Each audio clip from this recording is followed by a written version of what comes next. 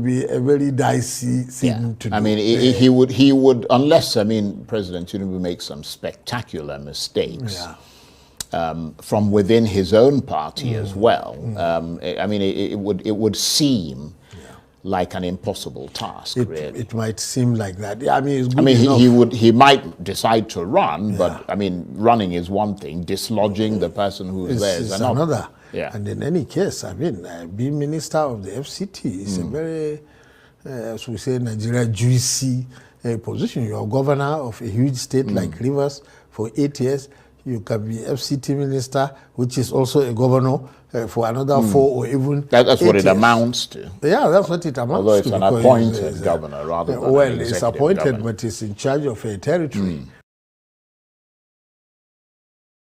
Let's begin what's trending by taking reactions to President Bola Ahmed Tinubu's approval of the creation of a new ministry for livestock development. The president made the announcement on Tuesday as he inaugurated the Renewed Hope Livestock Reform Implementation Committee at the State House in Abuja and announced himself as the chairman. The move, he said, is to stop the recurring clashes between herders and farmers, which has resulted in the destruction of lives and property across the country. I'm here before you to inaugurate the Committee for the Implementation of Livestock Reform in our beloved country. I assume the chairmanship of the committee as the president and appoint Professor Tairu Jaga as my deputy or co-chair, and as Dr. Baduji, we say thank you, just remove yourself, so that any taint of politics in this environment will be erased completely. This is not about politics. This is about opportunity. This is about our nation. All right, Rufai, Dr. Bati, even by, I know this was your first talk, but of course, Nigerians have reacted. And I think while I was going through social media, I was seeing a lot of rejection. But let me take some tweets. This is from Lord Charles, who wrote, "What is the justification or urgency behind this creation of a ministry for livestock development? What's so important that a directorate under the Ministry of Agriculture can't handle?" Well, Okpayemi wrote, "Ministry of Livestock is important. Livestock is the bedrock for more than 10 million SMEs and employs more than 20 million Nigerians across its entire value chain. A dedicated livestock ministry is crucial for this government as it ensures food security, manages livestock production for stable food supply and byproducts, eggs and milk. 3, boost economy, livestock sector, contributes significantly to GDP and creates jobs. Promotes sustainable development, oversees responsible livestock practices, minimizes environmental impact, supports livelihoods. Crucial for many farmers, especially in rural areas. I am a livestock farmer and I need government to provide the infrastructure and access to pivot." That's a farmer, Rufai. I know you said you disagree, but Obiari also tweeted. He wrote, "The honest step President Tinubu and co. must take in their economic stabilization plan is to get the governors to ban open grazing, enforce it, and create 2,500 clusters of agro-pastoral centers governing 1.5 million hectares of land in the north.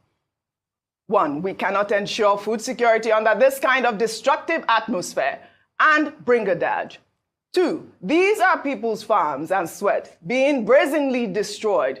3, there is no reason under the earth for us to continue to coddle and accommodate this level of wickedness." Well, he posted a video along with this tweet. Let's take a listen to that video. What we have is not farmers herders clash. What we have is criminal terrorist invasion of farmland by terrorists and bandits masquerading as herdsmen. Anyway, that is by the way. Mr. President, we don't need Minister of Livestock Development. We don't need any convoluted arrangement that panders to political correctness to fix this land. Proverbs 25 verse 5 says, If you surround a king with wicked men, no matter the good intention, the king will rule wickedly. But if you surround a king with men who are wise like Joseph, men who are wise and honest like Shadrach, Daniel, Meshach, and Abednego, the king will rule well, even if his intentions are not good. Let us stop this political correctness. Ban open grazing.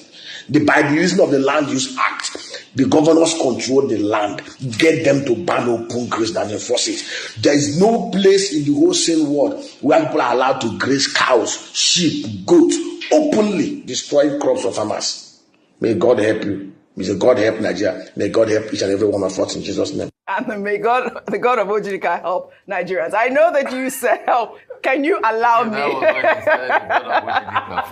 No, not really. But you know, this is a serious topic. I know that you said that you disagree with the second tweeted user. I'd like for you to just quickly elaborate on that. For that farmer, what it will just cause is more bureaucracy. Yes.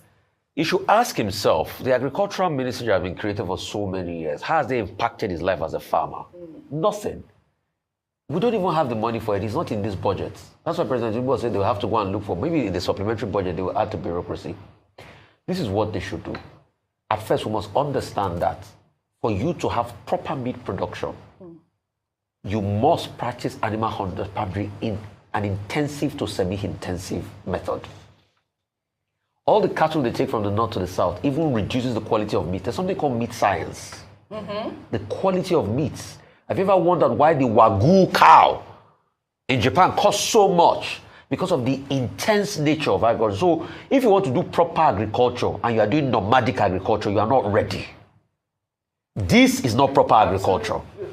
Proper agriculture for meat production is intensive and semi-intensive, where you have your veterinary care and you can only do this on the ranch.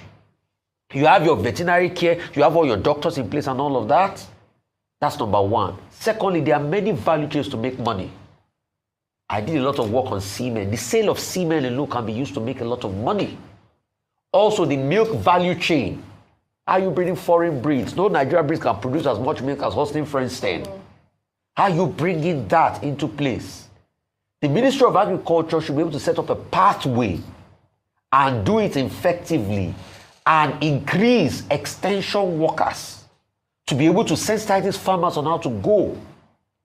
Not having a Ministry of Livestock that will not do anything, that will just be another government bureaucracy. So please, we are deceiving ourselves. That farmer said he needs infrastructure. Yes, to be able to move food from a farm to, what's it called? Part of the infrastructure too for farming also needs to be rail. Yeah. Oji, at a point in this country in the 60s, the likes of UAC and other food companies used to transport live cow on rail lines from the north to the south to come and slaughter and abattoirs here. We had proper effective meat system, but all of that is dead. So part of the thing should also be revitalizing the rail line so that they can also carry agricultural produce so that the food can be cheaper. So there are many things we can do, not Ministry of Livestock. I'll write the money for you to set up a new bureaucracy. Why don't you put, and this farmer header crisis is political. Don't let them deceive you. And like it's not Ministry of Livestock that will solve it. It's the terrorism, day really. Nigeria gets a leader that has political will to solve the problem will solve. Well said. The problem is that we don't have leaders over the years that have the political will. They are afraid of election, re-election. They don't want to offend people in some parts of the country. They don't want to offend people of some religion. So they are allowing some of these people to use farmer header crisis to appropriate land onto themselves and push people out of their indigenous communities. The day we have a leader that is ready, the country will move. See, Oji, Nigeria is a great country, the greatest country on earth. The day we have a good leader, this country will rise up. Well, it doesn't have a leader yet. Dr. Abati, I know you great want leader to speak. About non-payment of contractors. And start from my sister's question on the monies for the contractors, why they were not paid.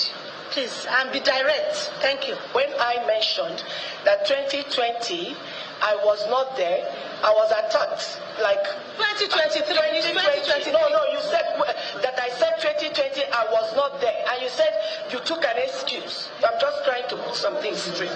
The procurement officer has made it clear that by procurement law, before they even award the contract, they will ensure that there is fund to fund that job. So apparently the money was there. So why were they not paid? Please, I just want the answer straight. Don't waste our time. By law, letters are not awarded for contracts until funding is available. We all a procurement rule. And he is insisting that these monies were available before those letters were awarded in 2023. But now we also need to juxtapose that with the comments of the DFA that says the releases he got did not specify what projects they were exactly for. You did say... Things get more heated when a member of the committee accuses the Director of Finance of the ministry of changing his story to cover up for the minister. You have deviated because you did say, yes, there was release of money and you take instruction from the principal. And there and then, I confronted permanent secretary. He said he was not in the know.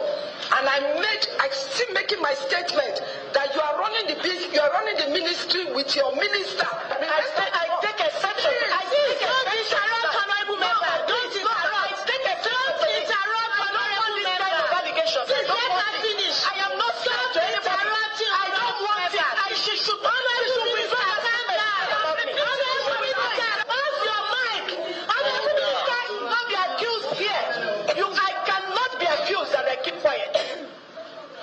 Honorable Minister, I think the committee is being so lenient with you. You are attacking the supremacy, the autonomy of this institution. We cannot come to your ministry and shout at you the way you're doing. The Honorable Minister doesn't want to calm down. She doesn't want us to go to the root of this matter. She's challenging the committee. She's, being rude to even honorable members. And this is very insulting and highly unacceptable. We are going to have a report to the leadership of the House that the Honorable Minister is not allowing us to do our job. The committee chairman angrily adjourns the hearing. We are only asking you to account for the monies that was paid to you. And you are speaking about monies that was released. We are all aware that the only item that was not released is that single last item. That 10 billion, over 10 billion item. We are all aware. We don't want anybody to come here to play on our intelligence. We are only concerned about these poor Nigerians, that their monies are being withheld, that are being misappropriated to pay some other contractors for other projects that were not appropriated for. This sitting is hereby adjourned sine die. Thank you very much. The committee vows to ensure that all the monies owed contractors are paid and that it will trace all allegedly diverted funds. Hey, now what a country. Anyway, good morning, good afternoon, good evening to every one of you, more people. We are back here again. Now, your ministers, now you see just now say they fight, right? All right, but before that, I would like us to move on. Let me quickly appreciate those of you here before I take my articles. Good evening to you, Mommy. Thank you very much for all you do. Mommy Diaspora, I appreciate you always. Thank you so much, everyone right there. Abo Asia, I can see you, sir. Thanks for joining us. Thank you for all you do. Thank you, Madam Iris Finance, Madam Patricia Bonjumi, Madam Martina Ambassi TV. Thank you, Patricia Nofe, my dear sister, CXL. Thank you, my wonderful people, Peggy Mode. Thank you very much. Good evening to you, Madam Obi Ashoko. Thank you very much, man. Good evening to you, and thanks very much for the super chat earlier on. I'm very, very grateful. Abami Ida, thank you very much for joining us. Good evening to you, George Efosa Benedion. Thank you, great mind in the building. Thank you very much for your time with us. I appreciate you. Thank you, Mr. Johnson, Emmanuel, Peter Ife, Stephanie Ojek. Thank you. Thank you, Faith Wilfred, Joel Taho, Madam Helen. Thank you very much. Thank you, my people. Dixon Dagmo and many others that have already showcased. But I'd like us to just move on right now. Luciano, you're just coming in. Thanks for joining us today. Please, guys, do your part by pressing on the like button. Help us to share. If you can't, press on the dollar sign. Encourage our work. But meanwhile, I have just about, I guess, one or two. Okay, let's say two. Two articles for you quickly so that we can take it from here. I want us to start talking in the next 5 minutes, if we can. Okay, bear with us. You can see this one right there on your screen. Senate chief, they don't cry, command. They tell you, say, Tinubu running closed door government as ministers, lawmakers can meet him for discussion. Hey, like when these people don't know with Tinubu before. Hey, when they say we don't want him as president, people go to say we have something personal against Tinubu. No. I just know, say, this man, hey God, we'll never see anything. We'll never see that. This is just the beginning. Tinubu is already laying structure down how to become the president again for the next 8 years. After 4 years. Whenever senators now, House of Rep, all of them, don't lock all of them for back of door. So you can't see president anymore. Get out. You can't see. If you want to talk to anybody, go talk to Ajiro. I don't know what they call him. That's the situation right now. They know they cry come out now because person Ali Ndume now he cry come out. So don't be me they talk out. And I see B for paper for you. Although I'm not going to take more on paragraph on that. But I never see anything for Nigeria. Make everybody all they play. They play.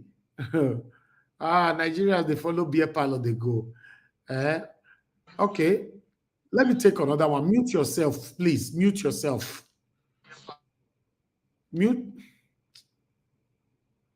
Okay, let me take this last one. Thank you.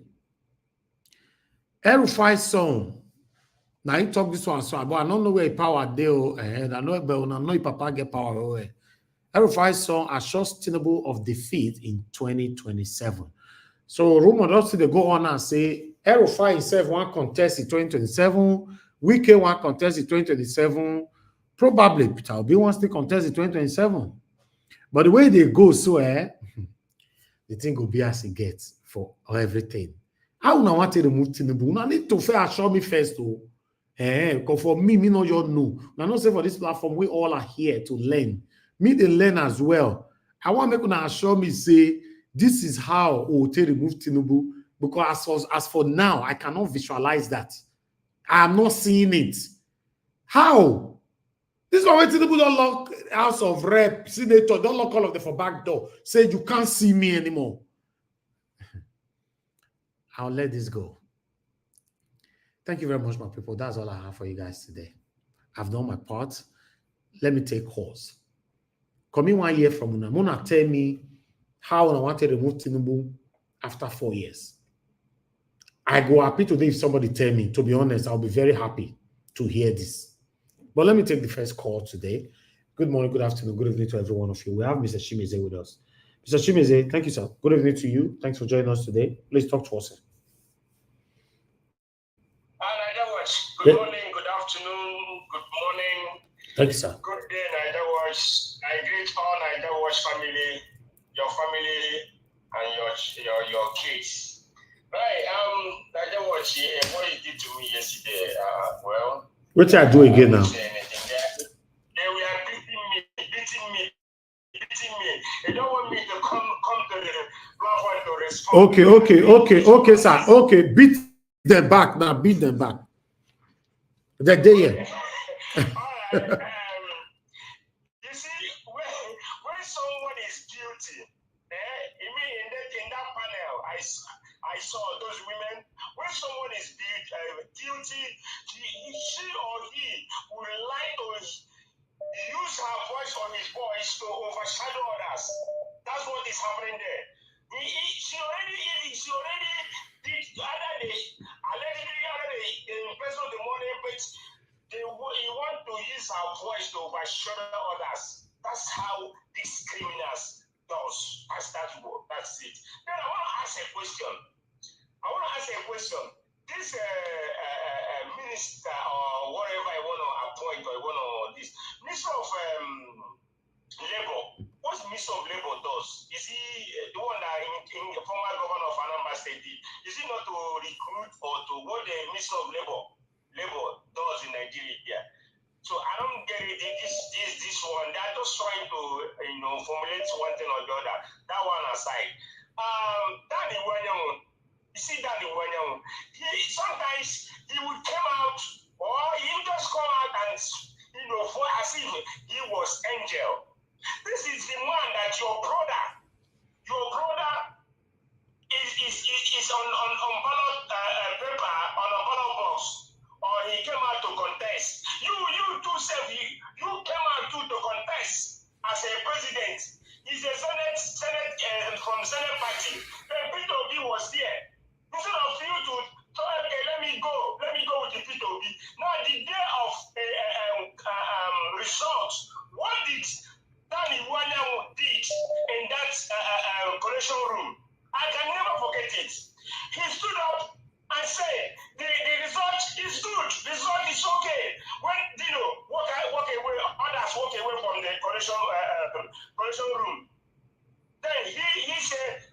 result is good. You appreciate the INEC chairman. Then let me tell you, you see, the people that are supporting the Labour Party, you see, he just come to hide himself. You know, when you build a house finish, someone will just come there to cover himself. That's what Olumidabata did on this Labour Party. Because you are nowhere. You just came up from nowhere, you came to the party, and you now become a governorship candidate. So let me tell you. Round up, sir. You're already over 3 minutes, please. Round up, sir, please. You know, the way you guys are going, it will never. The way you guys are playing politics, I don't like it. You know, they can never push me away from Nigeria Watch platform. It will never, nobody. Unless if I decided to walk away. But the way you guys are saying something, I will never walk away. I will stay here. In fact, I wear a thick this thing for my body. You know, I swear, come 2024, I swear is the man. I used to people, you know, try to start campaigning. Mr. Shimizi, yes. Thank you. I have to cut you off because you never stop when you're talking. Thank you very much, Mr. Ben. Thanks for your time with us. Good evening to you. Talk to us. Good afternoon, sir. I greet you. I also greet Mommy Diaspora. I greet all the members of the panel. I'm going to be very quick with my submission. One, the EDO election that is coming. I said it a couple of days ago. I said the best candidate for that governorship election is Paul Okubowa. That was what I said. But because I also know that Paul Okubowa does not have the political pool, it's not as if he can't do the job. He can definitely do the job, but he doesn't have the same political pool as APC, PDP, and Labour Party. So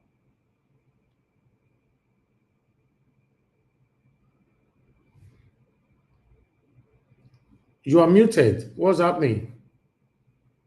Mr. Ben. Can you hear me? You muted yourself. You're back now. Yes, I'm so sorry. I touched the mute button. So my Edo people, I beg I don't say when I don't tire for PDP, APC. You muted yourself again, sir. You kept muting yourself, please. Can you hear me now? Yeah, go ahead now. Okay, I'm so sorry. I'm so sorry about that. So I have to put the phone on speaker so I can speak directly to the mic. So my people in Edo State, I beg una.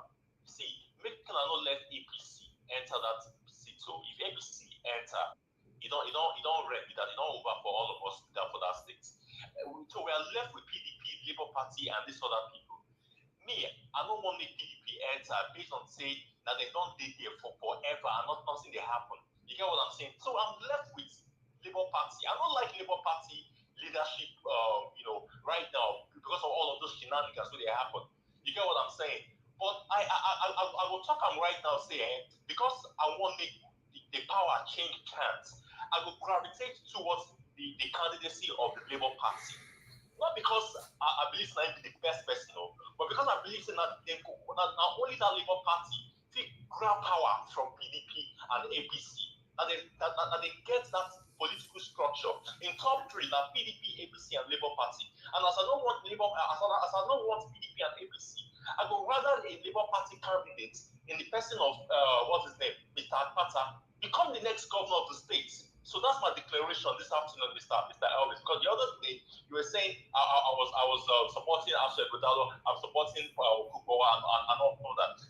See, we're all rational thinking human beings, and we are all dynamic in our assertions and what we stand for. So I'm saying this afternoon, sir, that I want the candidacy of Labour Party to be the next governor of that state. Because I believe they are the only ones who can grab power from PDP. Thank you very much, sir. Thank you, sir. Thank you very much. Yes, sir.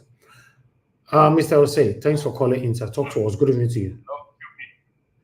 Yes, sir. Thank you, sir. Go ahead. Thank you, sir. I just like what this man talk. None of the listen to us now. And I see, that is the only truth. The Labour Party now is the only hope we get now, because if you look at the state for Nigeria now, no state where PDP they work. Anybody may come for PDP or APC. There's no state where you go come out you go say that they do work. Apart from that governor, way from Labour Party, now that one they work, they do what people they see. So I don't know people blind, they flew abroad for so many years. They talk about PDP and APC for Nigeria. Now no work at all. So we try Labour Party. You get where? Again, one guy with the call for this from East. That guy now confirm a don't boy. That guy now confirm a don't boy. You go say no, that's not. You know that's not. I go talk for good 3 minutes. You know, I mean 8 minutes job for panel. You know understand. You don't know why they attack PDP. Now a don't boy with that guy. Man, they say the parliament are here for them. Like that guy they carry. You give words the way they talk. Now who I don't boy with that? All right. Now, full person with that. Thank you. I know why they talk now because we really the guy they talk. Now, full not here with that. So, thank you, sir. Thank you, sir. God bless you. Thank you. Okay, callers, let me come back to you guys. I'd like to quickly move on to the panel right now. I want us to start talking. Thank you for calling in, my people. I want to quickly let you know, Mr. Shimizi, that if you think that anybody is trying to pursue you away on the panel just because of the election, for me, no grief for anybody. Just that one I talk. If they talk, you talk. If they talk, you talk. That's it. Say somebody they portray anybody. Nobody have right to portray anybody away from the panel. You know, now mark they talk to you. So if you can talk back, you talk back. The election period is heated. So it's always like that. Thank you for your understanding. I appreciate you all, my people. Now God bless you now. I would like us to start with the people on the panel right now. Guys, help us to press on the like button, help us to share. Now God bless you. Now we have Madam Ife with us today. We're going to be prioritizing her. Although the first person on the panel today is give us a mandate. But give us a mandate, I'll come back to you, sir. Madam Ife, it's good to have you on the panel today. Good evening to you, man. Where have you been? It's like for the past 78 years, we never see you for this panel. Good evening, sir. You know, say Tinubu na president. I go work now. Pentagarina 2,005, 3,000. Bag of rice now 80-something thousand. Yeah, go pay my no, it's not pass. So it's now 104,000. You say make I sit down here they talk. No, I go make money, my brother. So that's the reason why you never see me. Me as I talk to yourself, I dey work. That's the thing where they rent. Anybody where you talk to, they tell you say Tinubu na president. Exactly. We all are feeling the heat. You know, the thing people fail to understand, we abroad are even feeling the heat more than people back home. Do you know why? Because we have to work extra hours in order to support people back home. So if you're giving somebody $50 now, you have to work extra hours to double it to make it $100 in order at least, to give them a little support that can help them to buy food. Isn't that interesting? Anyway, exactly. But let me not waste your time. I'm not from Edo, okay? But this race is not about competition. It's not about political party. It's all about the person in question, the individual in question. The people of Edo, shine your eyes. Your president already told you people that he will give APC, Edo back to APC people. Wake up. That's a powerful message right there. What does that tell you? It tells you that the election doesn't matter anymore. So it's up to Edo people to say enough is enough. Why can't you all unite together? Why do we have to have 200 political parties? It means that we don't agree. In America here, they only have two parties. It's either Democratic or Republican, and then they have independent voters. So why do we have to have about 50 political parties? That means we don't love each other. It's not about APC, PDP, or Labour Party. You people should vote for somebody who will know that will get the job done for you guys. I don't know any of them. I heard about Olumide Abate from my sister because she's a lawyer. I'm not a politician, but I just feel for you guys. I heard that Edo is one of the least developed states in Nigeria. I don't know how true that is. But this upcoming election, you people need to fight for it. Fight for it. Prove them wrong. Tell them enough is enough. If you don't get it done and you people let these APC people, to take over, either by rigging or by anyhow. Because I was telling somebody yesterday, I said, let me tell you something. If APC wins this election, that might be a trigger to protest in Nigeria. And from that protest, it's not going to look good. So all I'm saying is this: voting for somebody, don't look at the political party, voting for somebody who we know that will deliver for you guys. We don't have any other country other than Nigeria. Let us salvage this country called Nigeria. Forget about having minister of, is it for livestock? There is nothing I've never had in that country called Nigeria. But anyway, that's my submission. Where's the noise coming from? Huh?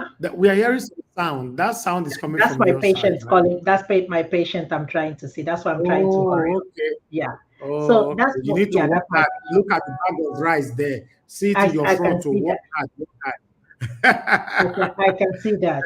That's so sad. That means $100 is even nothing. Because if you buy rice, you will buy the tomatoes you will use to cook it. All right. I'll be back, my brother. Let me see my patient. Tinubu is the president. All right. We'll talk later. Tinubu is the president. Thank you, Madam Ifi. Thank you for joining us today. Okay, guys, yes, that's the situation right now in Nigeria. Currently, petrol per liter is 1,500 to 1,000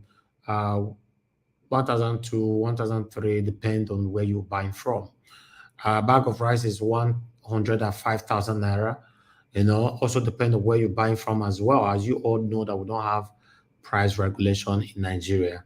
So the situation is real. But the unfortunate part of it is that the people back home, they are not talking about these things. But they are very good in talking behind closed doors, though. They'll lock their door behind, you know, their kitchen. They talk there. But none of them is saying anything. So as far as I'm concerned, right now, Tinubu is not aware if anybody is suffering. Yes, argue that with me. Tinubu is not aware, so nobody should blame him. Don't blame me for anything because nobody's complaining. So Tinubu believes that everybody is doing well right now. We all are living the best life ever under his administration because nobody's complaining. So you're only complaining. There's every reason that you are complaining because you don't like Tinubu's administration. Not that Nigerians are suffering. Until Nigerians tell Tinubu they are suffering, then they are not suffering. Thank you. Give us a mandate. Thank you very much, sir, for your time with us today. Good evening to you. Talk to us. You have 8 minutes. Because our mandate is not there again.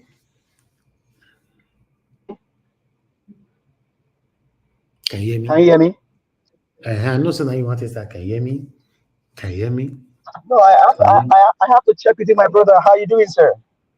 I got to check with you, bro. I know, say you did, man. You don't start today, right?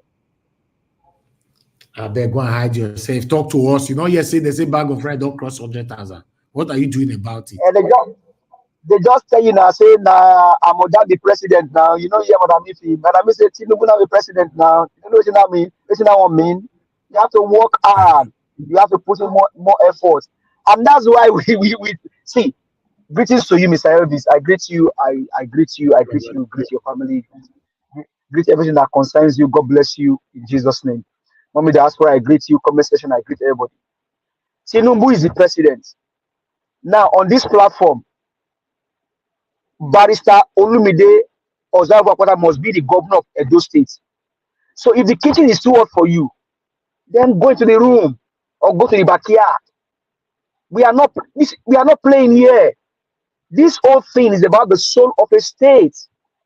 It's about the soul of a state. If the kitchen is too hot for you, hey, go and stay in the backyard. We cannot condone your complaint. Ebenezer Obey sang the song. Kò sọ́gbọ́n tó lè dá, kò sí ìwà tó lè wù, kò sọ́nà tó lè gbà. In fact, there's no way you can dance. So if we talk this way, you are rude. If you talk this way, you are this. If you talk that way, you are that. Which one go come please una now? But when they are stealing, when they are looting en masse, when their candidates was the money bag for Baseki, when their candidate has been in government for the past 16 years without anything good for the state, they can't complain. 20 billion or 30 billion water storm project went through Sterling Bank. Who was the chairman? Aswe Ighodalo. Biscuit Road, constructed in those states. Aswe is part of the government. You guys say he's a doctor. How can you know what it means to be a doctor, Mr. Elvis? You know what it means to be a doctor? That you went to school, you got a doctorate degree, that's a PhD holder. Several research, theses, seminars, everywhere. And that person is in a government that is giving a State Biscuit Road. And you want me to keep quiet and allow such person to continue for me the impunity of Obaseki? Hey, if the kitchen is too hot for you, please go to backyard. This is the kitchen. Mr. Elvis, you remember, during Peter Gregory Obi last year, they said we make the platform like it's only Peter Obi. Yes. As it stands today, I am here. Give us a mandate. Black Panther is here. Mr. Chris is here. Madam Rita is here. Madam Luke is here. Abdulmalik is here. Mr. Frank Emmanuel is here. We are here. Because of the soul of Edo State. Mr. Alex is here. Omoshola is here. We will not, Mr. Ike is here, the man, the elderly man among us. We will not allow you to sell your shenanigans to Edo State anymore. You know what it means to be a doctor? You live in the US of America. Go to one of your community school, go to one of your college, and ask them what it takes to be a doctor, a PhD holder. And that person is in the government for the past 16 years, and they end up beating biscuit roads for the state, and you want to keep quiet? Hey, my brother, we have saved Abia. You are from the east. If Abia is good for you, let's save Edo State. And once we save Edo State, maybe it might be the turn of my own state, or just say another state. Maybe we'll now begin to save Nigeria state by state. And you are telling me we are not. If we cannot face the ET Oga, go stay backyard. This is not time to play. It's the time to save the state. And no other person can do it than Barrister Olumide Osavu Apata. Is it about the policies and the programs that you have for the people? Your doctor is in the government. IDB camp in Edo State. How many times has he gone to visit the IDB camp? Your doctor, your PhD holder, your technocrats, fiber optic cable in Edo State. Under which ground? That's how they sell light to you. They said they put fiber optic cable underground. Under which ground? The roads where that are bad, or where? Or they carry the fiber optic cable pass on top air. Modular refinery. Petrol is scarce in Nigeria. Edo State, when they buy petrol cheap. Modular refinery. Where is the modular refinery? You see module, you know the refinery. And I should keep quiet. Hey, no. If the kitchen is too hot for you, go and stay in the boss quarter. The men are the one cooking in the kitchen. In fact, the men and the women, as they carry pot, Madam Rita, they put water inside. We they cook the soup for Edo State that will deliver Olumide Akpata into Osadebe Avenue. If the kitchen is too hot for you, that means you are a boy. Go and stay in the boys' quarter. Men and women are cooking the soup that Edo State will eat under the watch of Barrister Olumide Akpata. We have delivered Abia State. Let's deliver Edo State. After Edo, we'll deliver Ondo, we'll deliver Oyo State. Tinubu is the one in government, a criminal drug baron. You have not seen anything. We told you guys before now. We told you guys. We told you that these criminals ain't had anything good for Nigeria. The same people that say the wife of the president in court have garden, she's doing good thing. Now they are complaining. Hey, which one you want us to hear? Which one should we hold? And the son of El-Rufai, my brother, all of those are gibberish. You know, when the boy is dancing, you just allow him to continue to dance. You allow him to continue. By the time he fall, he will understand. Shebi, his father was part of those that brought Tinubu into government. So why is he complaining? I don't even have time for him. Because it doesn't matter in the question. If they want to throw him out today, they can throw him out. They can throw him out at any time. See, it's not relevant in the question. Nigerians, you are the one that will decide. Should Tinubu continue next year, or you want to stop his government? Because this government has nothing good to give you.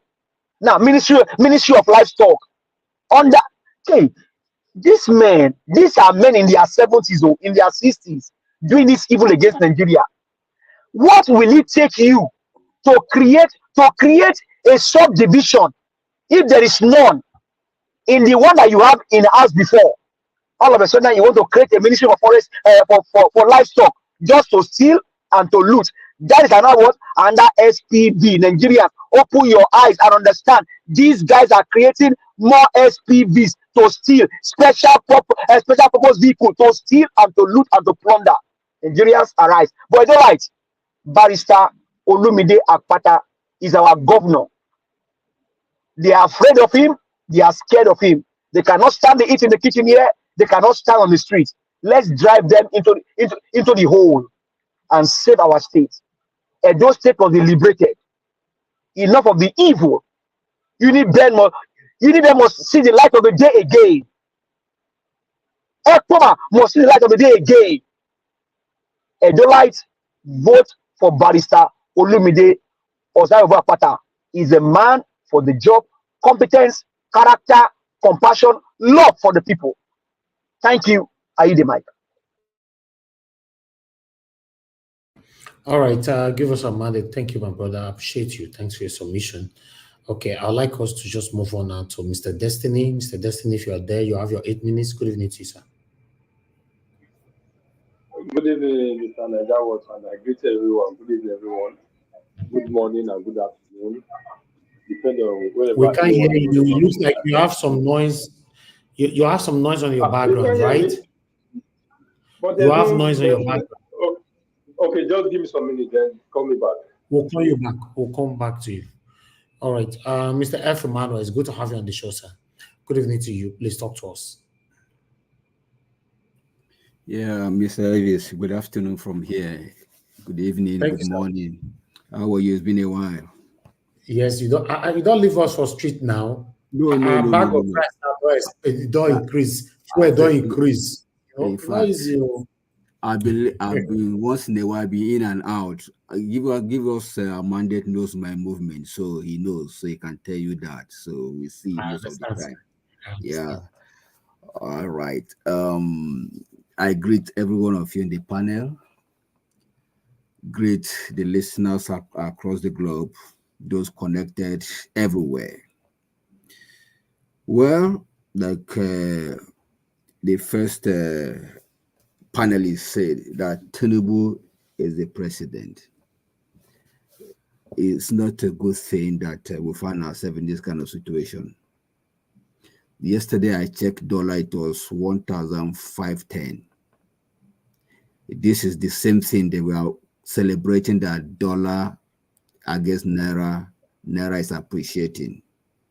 You know, but look at it now, it's getting weaker. So that's an indication. The strength of an economy is in its currency, you know, compared with other international currency as well. But the unfortunate thing that we find ourselves right now is we are not telling ourselves the truth. The government is not telling the people the truth. The ministers are not saying the real thing. They are our representative, our senators. Everybody is lying one way or the other. We are not telling ourselves the truth. Why people are suffering? Food is becoming unaffordable. You send money, it's as if you're not sending anything. You know, just like if you said, we are working more here so that we can also, you know, add more to what we usually do before. If you are giving $100 before, right now, you have to make it 2. Because you have to give in such a way that you give yourself a little break, that you don't need to attend to that at least for another 1 or 2 months. So that's what it is right now, because the economy, there is no hope. The hope that was said to be renewed, we don't even have it, let alone renewing it. You know, just like somebody who has who rented a car, you know, maybe rented a house and it's time to renew the house. You know, but in this case now, the hope we don't even have it first of all, let alone to renew it. You know, that is the situation we have find ourselves right now. You know, so it's unfortunate. And the only part that pains me so much, that this kind of situation is also happening in our neighboring African countries. Those who will look at ourselves together as fellow Africans, you know, people that have found themselves in this kind of similar kind of situation, and they acted accordingly and changed their destiny and changed the evil government of their country. People are making reference to Kenya. Kenya was just last week or a few weeks ago. What about Burkina Faso? What about Niger that is really close to us? We have had several examples that we can even borrow from. But yet, Nigerians will go and be discussing Davido. They will go in and be watching Arsenal. They will go very in, sad. Very sad, Mr. They will just fold their hands, go and watching football. If they are not watching football, they are drinking 33 10 according to Mr. Elvis. Or for those who are professional blow pressers, they will go one corner and be pressing blow or watching what was it called? Niger, what was they call it? You know, so all kind of thing. BB Niger. So we have, it's like misplaced priority. We are here talking, shouting, and yet no Nigeria can even borrow themselves sense. The only thing that they can easily do is to begin to ask for help for those who are in diaspora. That is one thing that I know Nigerians perfectly do. Once they chat to you like this on your WhatsApp, or they are opportunity to have your number, the only discussion is we are hungry. And if you don't help, you now look as if you are wicked. But they themselves, they are not helping themselves. They know what to do, but they are not doing it. It's unfortunate. El-Rufai sons assured Tinubu of defeat 2027. Where? My brothers, my sisters, we are talking about today. This is 2024. 3 years from now, it will be 2027. So let's talk about now. Let's forget 2027. Because everything now, every indication now that I'm seeing this government is all about is focused on 2027. You have not, in fact, there is meat in your mouth. You've not finished swallowing it. You've not even finished chewing it. You're thinking about another one to put in your mouth. Don't be so now. Don't be so. You live one day at a time.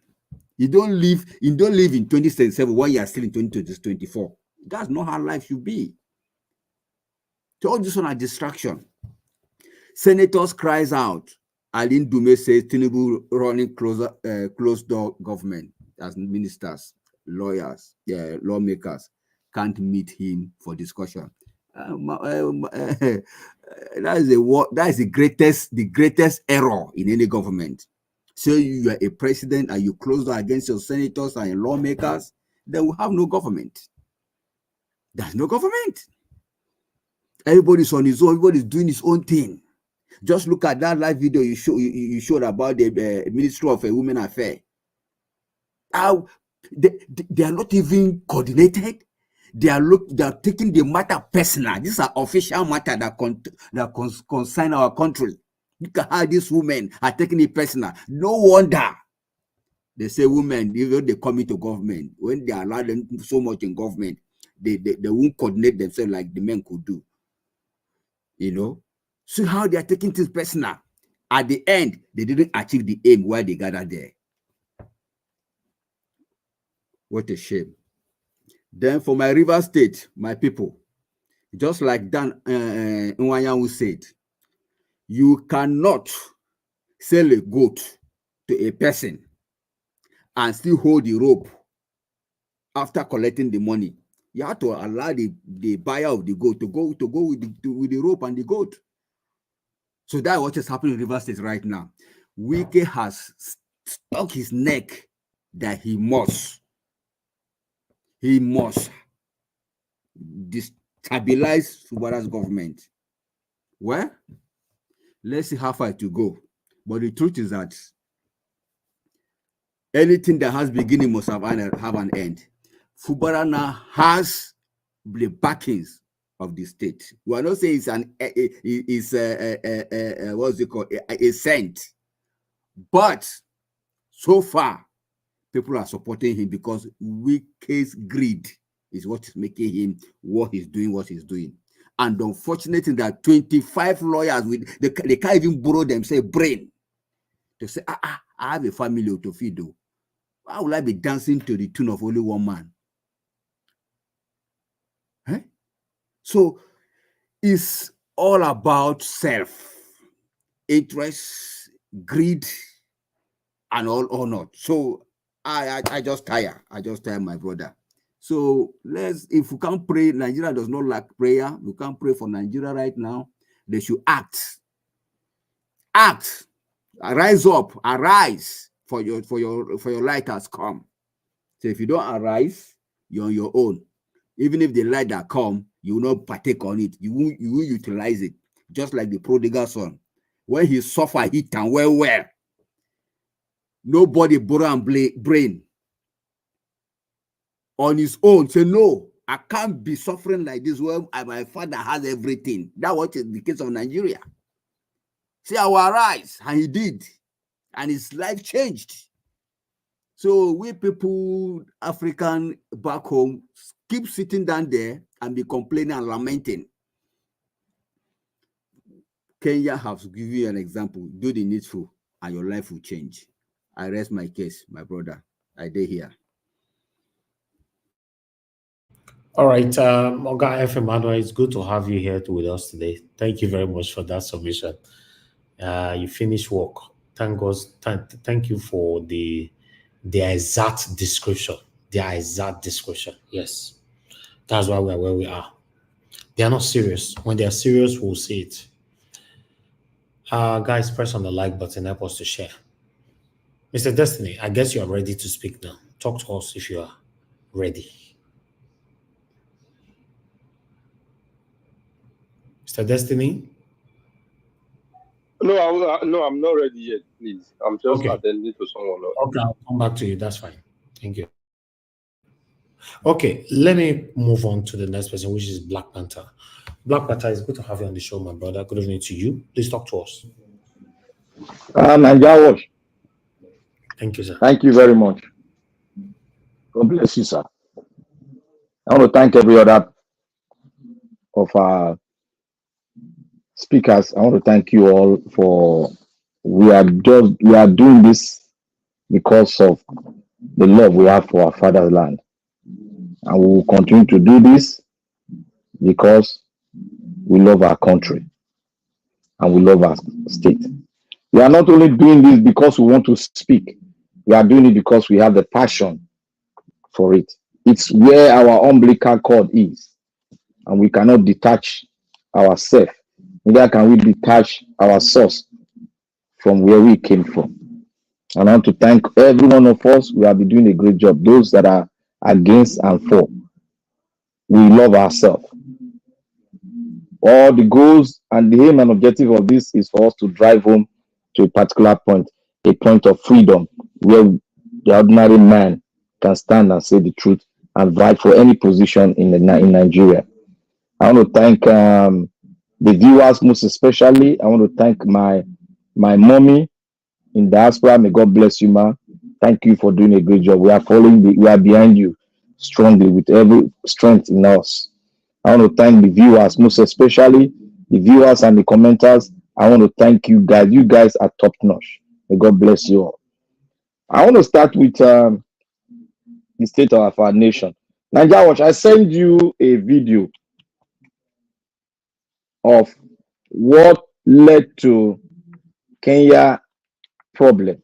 And that thing that led to Kenya problem, the Nigeria government went there and swallow the same amount of money. I send you a video where a white man, an economist, narrated that he's scared for Nigeria. He doesn't know why Nigeria went forward to take that World Bank 2.2 plus $1 billion loan or $1 billion loan from the World Bank. And that was exactly what caused the problem in Kenya. And we are taking it, and Nigerians are silent. The Nigeria economists, they are silent. Nobody's talking. That loan will start. Look, the people that took that loan will be gone because the payment for that loan will start in the year 2035. I guess you should play that thing because it's going to open up the what they have been hiding from Nigerians when they go out to take loan. They won't tell you where they went to take the loan. This loan was taken from World Bank. And if you see the condition, my brother, it's mind-blowing. I just sent it to you. It's right there. Whenever you have the time, you can watch it, then you play it. It's very, very, very important. Nigerians should know the truth. I want to say here that El-Rufai's son playing all those games. Let me tell every one of us, Tinubu is the president of the Federal Republic of Nigeria. Whether they like it or they don't like it, we know how it got there. And you know the law, the decree that they gave us, which we have been speaking against. That is the decree that brought him in. The decree of rigging, taking it and running with it. And El-Rufai's son coming out to speak. They are all playing politics. They are trying to distract your attention. What they are having now, let them have it. Let him close all the doors, including the kitchen and his parlor. Let him close it. Is it the one for the Prado? Not the Prado. The white man. He put the flag of Nigeria in front. And he was speaking. I have it here. I have it here. I'll play it just now when you finish. Yes, I have it here. Okay. I thank you for that. I want to tell you guys, let him close the door. Even close the gate of Aso Rock, so that all these people, all these Marundas and Fulani Marundas, go in to not subject Nigeria to ridicule. Our people are dying in the north. They are not even speaking about that. They are speaking about the president locking the door. When have they got there to speak about the killing, the crime of our fellow citizens who are northern brothers? They pay the ultimate price for us now to be existing. Nobody is speaking about that. Senator Ndume and co, they are all perpetrating evil. I pray one day the patriot will stand up as the one that is standing up in Burkina Faso. To rise up. All these men will take off, and we are going to wait for them at the borders. Wherever every one of us is, we are going to wait for all of them. They will never enter because we are going to repetition. They should never enter because these are perpetrators of evil. They're taking so many lives, and they are looking for what escape route. We will stand against them. These people are evil people. They mean nothing. All they know is their own interest. What will it profit a man when he loses all his soul and gain the whole world? Every day, every one of us, we go down. We go and meet our maker.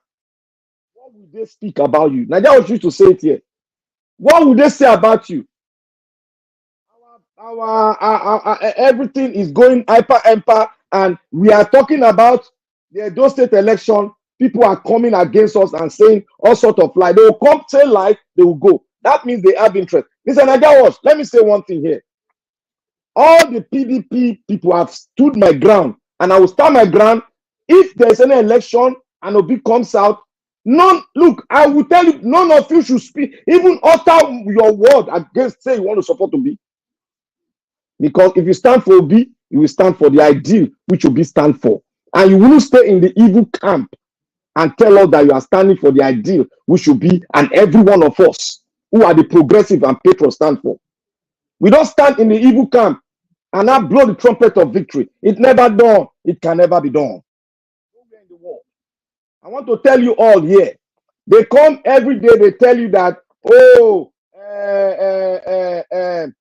Edo State government build fiber optic.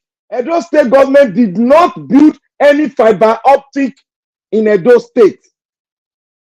It was an investment that came for those that want to make their money through Edo State. And that investment was paid for by a company called Main One in conjunction with Facebook company. So when they come here to tell us that our Edo State money was invested in fiber optic, that's an absolute lie. They have gone deep into the research. And Edo State is just second to Lagos State, and all other states are included. We have so many states that are taking their fiber optic through. It's only that Edo State have a lot of land mine mass of land, and the Edo State has the Edo State in diasporas have really pushed that. Because of what we have in diaspora, they've really gone there to make sure that they have it right there. It is not an Edo State money they use in doing it. So when you put that and attach it to develop to what Edo State government did, that is wrong. And fiber optic is just a super highway for internet connectivity. Now, the question we are asking about how did you use our own money that we gave you to work for us? It's not your money. You are owing 600 billion plus, and more than $1 trillion has passed through Edo State economy, through the state government. How far do Edo State look like $1 trillion naira has passed through Edo State? No. This is what we are talking about. And most of you that are saying Aswe is in the race, I'm just laughing at you people. I'm just laughing. It's as if you people have not seen it happen before. You are pretending as if you have not seen what happened to Aswe, as if it has not happened in Lagos, in Nigeria before. I told them, if they have the boss, don't go and contest it. You come into the election and win that election. Let me see if you sit in that house. You go and rig. Let us see whether you will sit in that house. You people don't know what they just want to paint as if they are in the race. They are no longer in the race. There was an order given by the court. You people should go and read it very well. Order given by the court that the 378 delegate must not be excluded. What does that mean? Is it an argument? It's a logical statement. Interpret it the way you interpret it, but the spirit of the law in that statement is that they should go back and do another election with the inclusion of the 378 delegates. That is the spirit of the law. I am not speaking the mind of the lawyer, but I know I'm speaking something for us to learn. And I want to say here that we should not come here to bandoodle that he has done anything. If he has done a lot, you don't need to contest. If you bring a cow who vote, they will vote for him because you have done well. Thank you, Naija Watch. I'll continue from where I stopped. All right, Black Panther, thank you, sir. Thanks for your submission. Your line were breaking, coming in, slowing down, and all that. So for your next submission, try to work on that. Thank you very much, my people, for your time with us. Yes, the video that I wanted to play, I would like us to quickly listen to this here. Nigeria has taken IMF loan, this time for $2.5 billion, bringing Nigeria's total debt obligations to over $110 billion. I don't like this deal at all for Nigeria, and I don't think it's an exaggeration to say this is more of an economic hitman type move, and I'm going to explain why. The terms of this IMF loan may seem fair at first glance. It's a $2.5 billion loan at 1% interest rate that will be paid off over 40 years, with no payment due for over 10 years. But here's the problem. The loan needs to be paid back in Western currencies, and the Naira is losing significant value every year, meaning this loan is going to end up costing tens of billions of dollars to Nigeria within a decade. From an economic sense, the effective interest rate would be 1% plus the depreciation of the Naira relative to the US dollar. In the past year, the Naira depreciated 50%. meaning the interest rate would be 51% if the Naira depreciation continues. This is an economy-destroying debt obligation, of course because payments don't start until 2034, when all the current politicians will be long gone when the loan starts to come due. I can understand why this was a tempting loan to take. But let's say the Naira depreciation is only 10% per year, which is very generous. Even in this best-case scenario, that means by 2034, the principal in this loan will effectively grow from $2.5 billion to $7 billion. The payments will then be the equivalent of $1 billion a year and continue for 30 years. So for $2.5 billion today, Nigeria is agreeing to pay the Western banks $30 billion under a 10% inflation rate. But even the loan itself comes with other concessions that should worry Nigerians. Nigeria will have to keep a large portion of this money as foreign reserves, so they can't even spend much of it. They also need to end subsidies on oil, which will hurt their economy, and they will need to enact reforms which will make it easier for Western banks to compete with the domestic Nigerian banks. I understand that in many ways the current administration inherited these problems. However, the terms of this IMF loan will contribute to long-term insolvency. Nigeria has far too many assets, both in raw resources and a talented labor pool, to be in this debt spiral. And the longer they stay reliant on Western banks, the longer Nigeria will operate below their economic potential. But I want to know what you guys think. Do you think Nigeria should have taken this loan and agreed to the reforms that came along with it? Or should Nigeria have taken the more difficult path of breaking away from IMF loans? Let me know in the comments below. And as always, if this video brought value to you, give me a like and a follow. That really helps out my channel. All right. And I'll see you guys on the next video.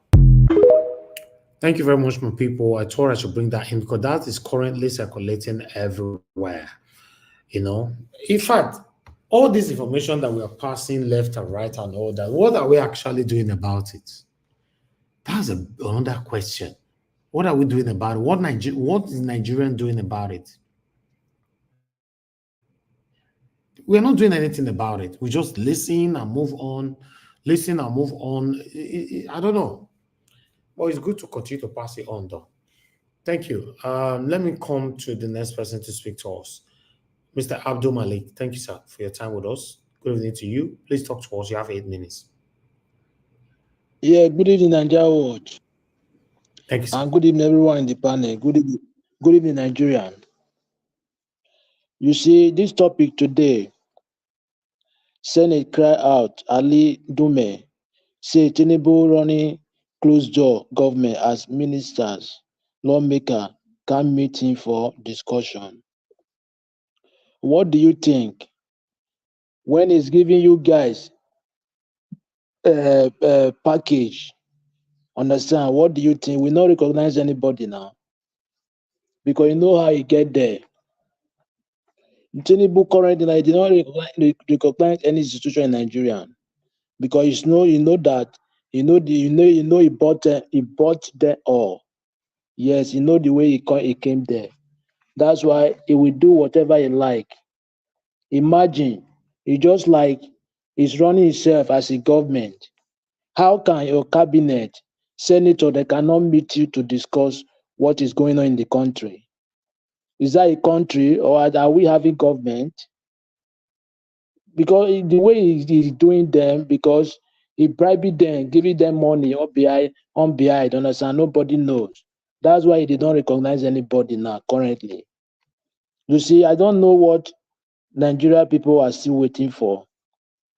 Every day, things are getting hard. There is nothing going through in Nigeria now, currently, but you guys sit there waiting. I don't really understand. What are they waiting for? Look at what you see now, bag of rice, 104,000. How can they afford that? And they have never talked how much they will be giving a minimum wage. Even 62,000 naira, they are still deliberating on 62,000 naira. I don't really know how this narrative will change. What type of government are those people operating? Your lawmakers, they cannot even meet you and discuss currently what is going on in the country. I don't know. Me, I don't really know what is going on. This government, what do you expect? This guy, he bought everybody. When he pay you, if he pay you money, we will disrespect you. We not regard you anymore. That's why some of them they can't meet it to discuss. Yes, that is what we find ourselves currently now in the country. But we Nigeria citizens, we don't know, we don't get it that way. Look at the video you play now. You have been borrowing money, but we don't see what you do with the money you are borrowing. Only to borrow, so that generation will pay. This money you are borrowing, what are you doing with the money? Nothing.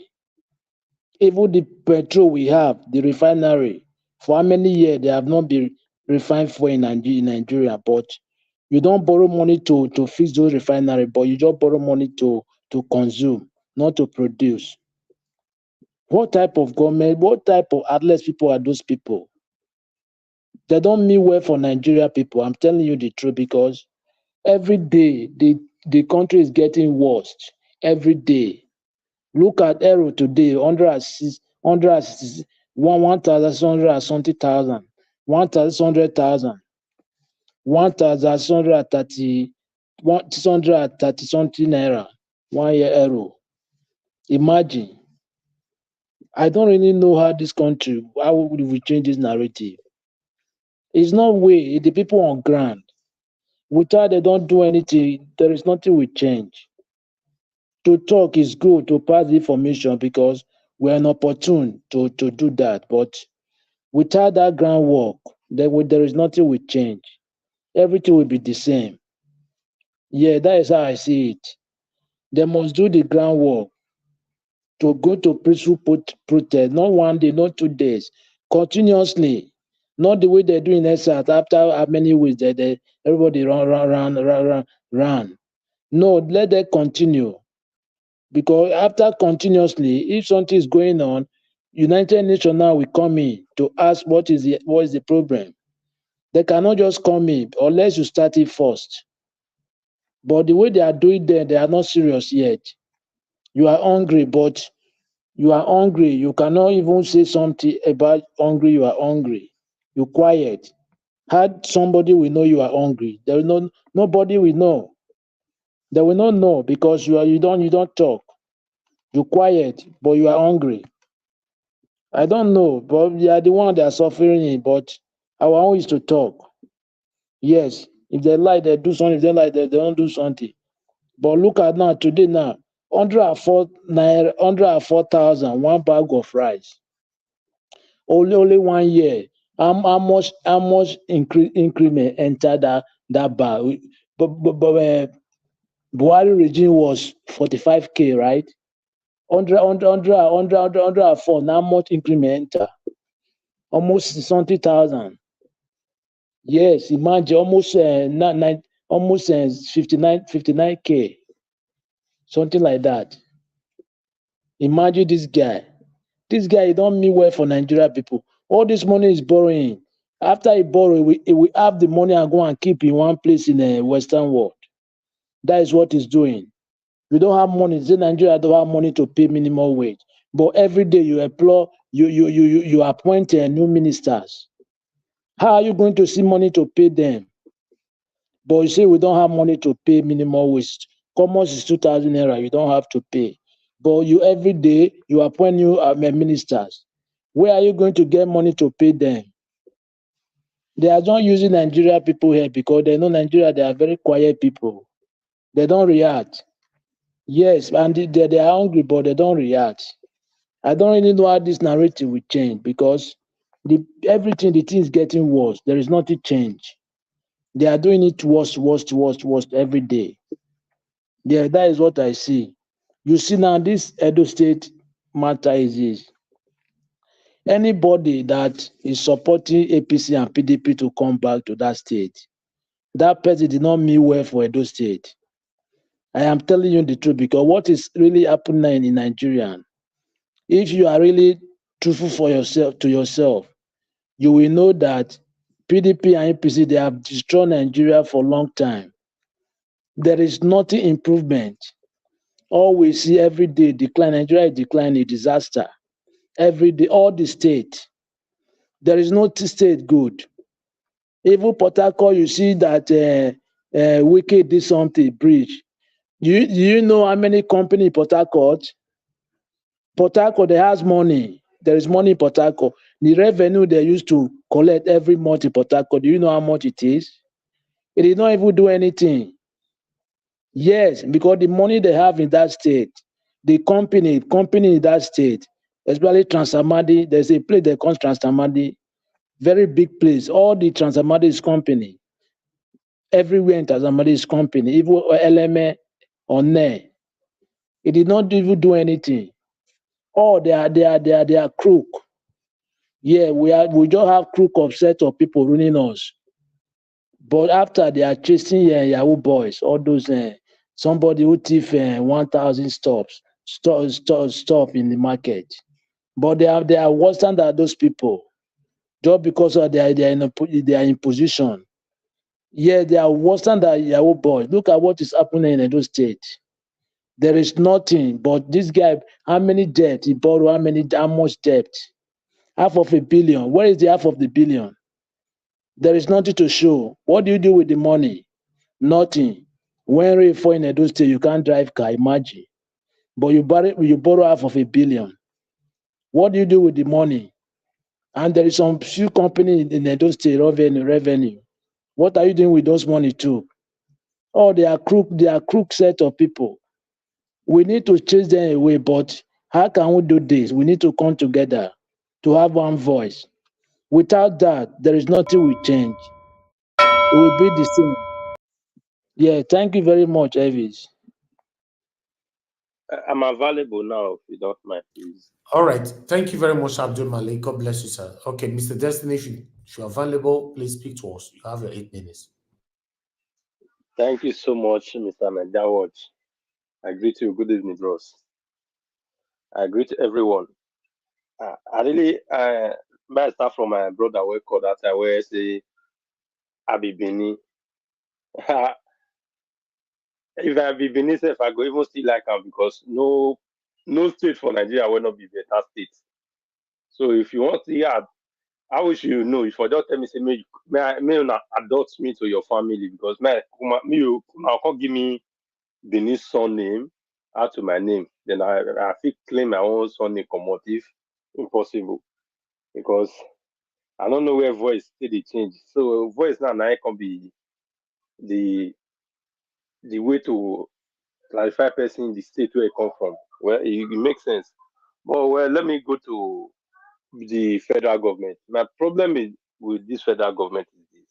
You see, we now let to the talk for internet, waiting not concern us, waiting up be our business of family, boyfriend and girlfriend go the fight. That's the only way we have mouth.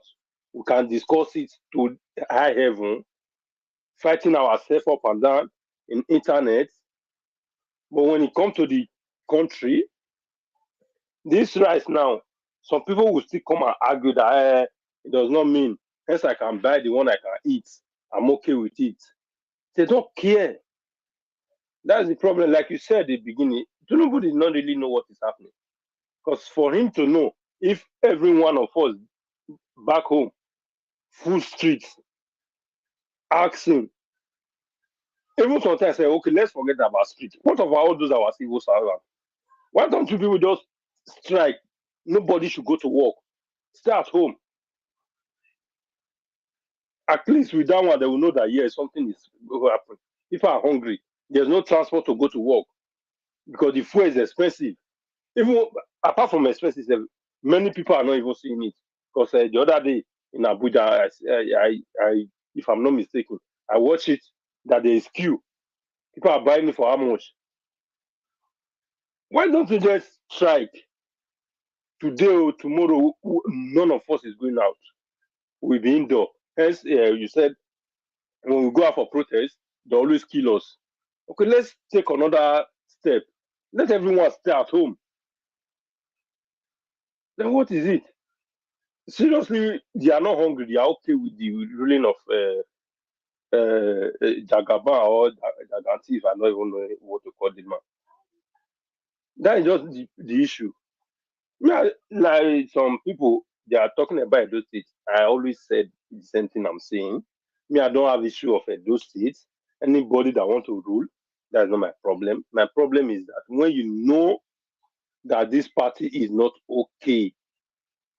Everybody there are still the same thing with the other party. Don't condemn the other party. That's my problem. I don't have any other problem. Don't condemn the other party, praise your party. If you guys are doing that, just saying, Olumide Akpata, you don't concern whether he came from Labour or come from the other party, that's not your problem. You just want him to be there. I'm okay with that. Don't come here and condemn like Aswe. You are not even condemning Aswe, you are condemning Obaseki. You are using it to rob Aswe. And you are not condemning Labour Party using it to rob Olumide. It does not make sense to me. If you are fighting for the right thing, let's fight for it in a good way and in a good manner. Nobody should come here and want to tell us what is not right. Can all of us just come out and support what we know that is not? It does not make sense. Everybody, most of you here supported Labour Party in the presidential election. That you believe that the Labour Party was okay. There's no corruption. After the presidential election, we see the corruption, we see everything. Many of them there.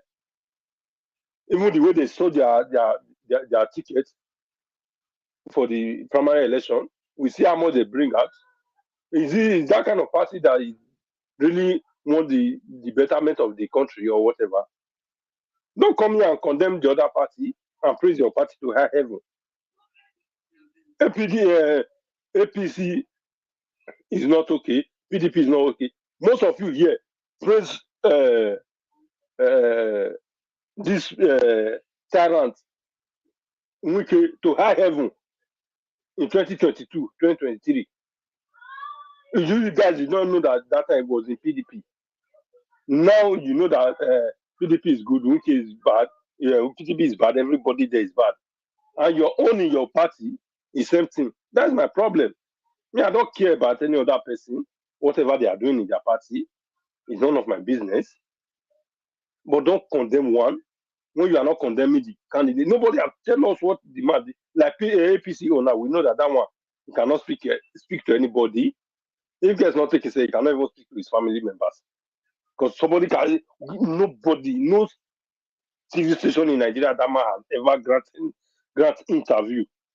No any social media have seen that man just spend even 10 minutes, 20 minutes granting an interview. That's why I don't speak about that one. Nobody have condemned us that we are condemning us that he does not have the capacity or he has it, whatever. They are always saying Obaseki. If really Obaseki left to me, or I don't care. Like in my state, Nabia State, Labour is there. I've never seen this man, Odus Okalo, and the what is that man name again? I always forget their name. Going to ESCC, going out, coming out, going in, coming out. Is not Labour Party governorship that is there. He has all the fight to give to ESCC to bring those two men to book.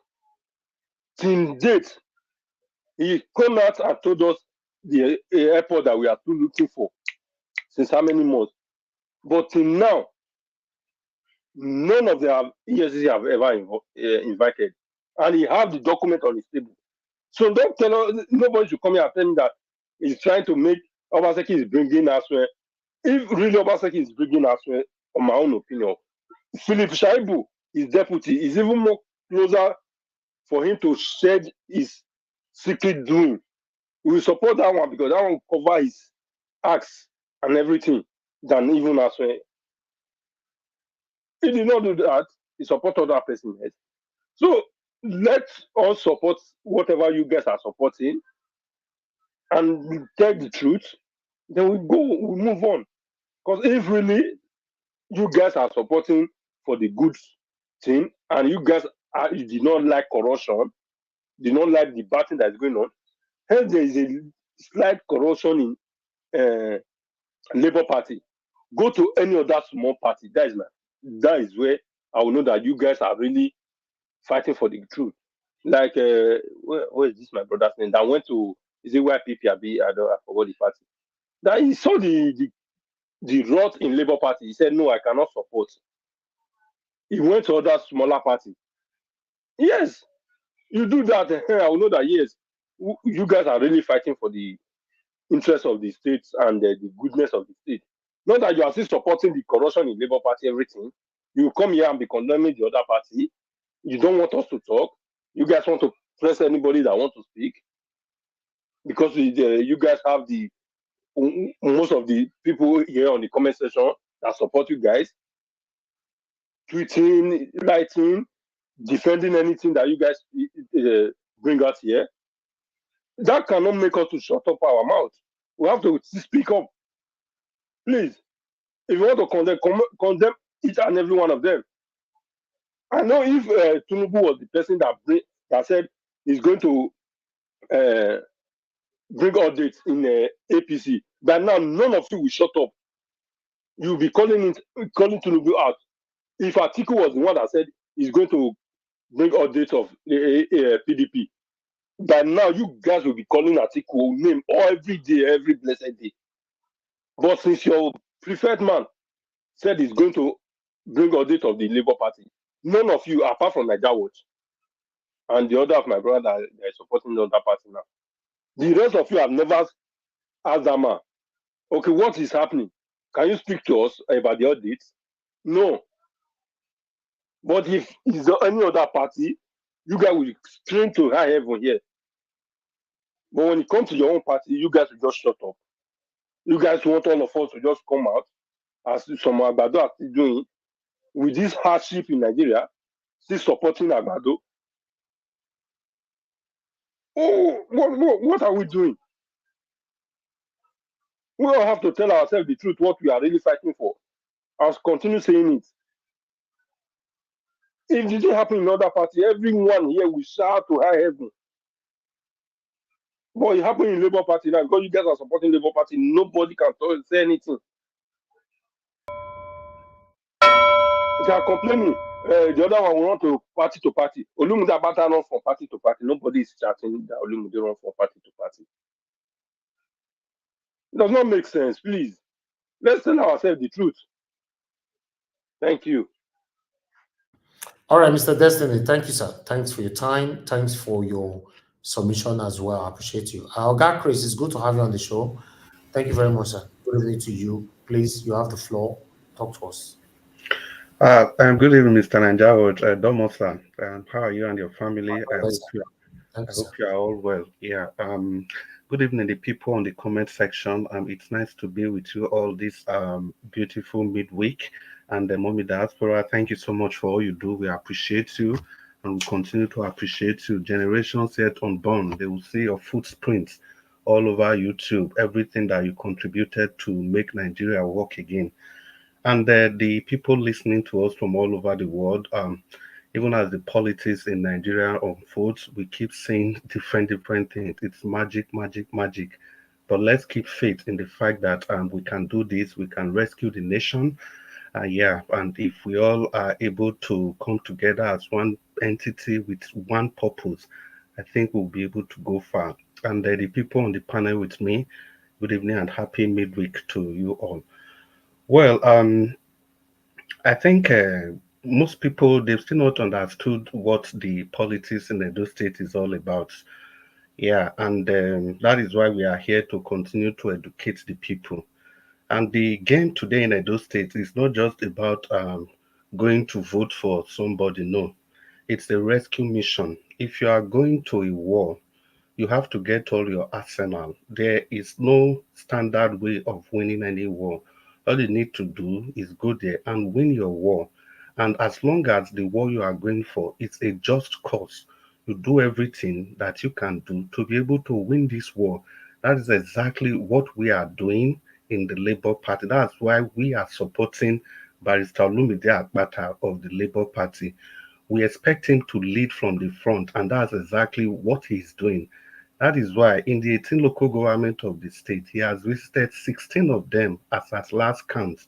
That is mosquito campaign. That is how campaign ought to be. Not only on the pages of newspaper, but he goes to the interior, to nearly every household, to champion the good cause. the promises of the Labour Party. Now, as for Aswan Ighodalo, you guys really need to understand there's no way we can kind of draw a dichotomy between Aswan Ighodalo, the PDP, and Obaseki, because it's a godfather thing. We don't want that godfatherism to continue. That's why we are all out to stop the activities of the godfather. If you don't know, and let's run a little down history. You see, Lucky Benedio handed over to Oshomole, and Oshomole handed over to Obaseki, and Obaseki is planning to hand over to Aswan Ighodalo. The reason we are saying no, we just want to take one example. You see, there's a certain stadium in Benin City, and that's Ogbemudia Stadium. The reason I'm bringing in this as an example is because a lot of people have expressed grievances that those states is like a village, Benin City in particular, compared to other states, which is true because the governors we've had, they've all neglected basic infrastructure in the state. I take Samuel Ogbemudia Stadium, for example. It will interest you to know that Ogbemudia Stadium was renovated by Lucky Igbenedion. Lucky Igbenedion, when he left, Oshomole renovated that stadium. When Oshomole left, Obaseki renovated that same stadium, one stadium renovated by 3 successive administration, and this spanned a period of 24 years. Just that one stadium there, it became a special purpose vehicle for them to siphon money. So we don't know what Aswan Ighodalo is going to do. And from the history that we've had of these people, it is all the same playbook. Everything that Oshomole did, his godson Obaseki has done all of them, even times 10 of how Oshomole did what he did. So how are we not sure that Aswan Ighodalo is going to do worse than what his own godfather is currently doing? So that is why we have to stop him. We don't want to witness that at all. Imagine a stadium that was built by Simon Osaigbovo Ogbemudia. In the 70s, he built that stadium in a space of 8 years. He served Edo State from 1967 to 1975. And within that period, he built the General Hospital, which has turned to another special purpose vehicle for Obaseki, for Oshomole, and we don't know what Aswan Ighodalo is going to do with that. He built the stadium, he constructed many roads, he orchestrated the building of the University of Benin, one man. And yet we've had 3 governors, 3 godfathers and godsons. All they've been able to do is just to walk around what one man did. Just what one man did. And Aswan Ighodalo is coming again, and he has promised you that he's going to continue from where Obaseki stopped. So you don't expect us to leave him alone and allow him to come and continue from where Obaseki stopped. So that is why the candidacy of Barrister Olumide Akpata is non-negotiable. And let me add, the infrastructure I just enumerated above, Andrew Sali was another great governor that helped Edo State to develop some of these infrastructures that these people are branding about. When they built this hospital, for example, the General Hospital in Ring Road, Benin City there, it was almost free. But what did Oshomole do with it? He made it private. Then Obaseki came. Obaseki even made it worse. So are we not sure that Aswan Ighodalo is even going to make it even completely out of the reach of everybody in the state? So that is why we are saying Barrister Olumide Osaigbovo Akpata represents the only person that can free us in Edo State. Why did I say this? Barrister Olumide Osaigbovo Akpata is like buy one and get one for free. The reason is this. His middle name is Osaigbovo, just like Osaigbovo Ogbemudia. And he came also from Lagos, just like Andrew Sali, Professor Folorunso Andrew Sali, came from Ibadan. He was there as an associate professor of the Department of Mobile Anatomy before coming to Benin. And these were the 2 best governors that we ever had in the state. Now we have one person, which is Barrister Osaigbovo Olumide Akpata, having the persona of the 2 best governors we ever had in the state. So at those states, you are buying one and you are getting one free, all in one person. And that is the person of Barrister Olumide Osaigbovo Akpata. He bears the middle name of Samuel Ogbemudia, and he has the persona, the attributes, the gentleman of Professor Folorunso Andrew Sali. He has the audacity of Osaigbovo Ogbemudia, who was a military administrator, who was an alpha male in total.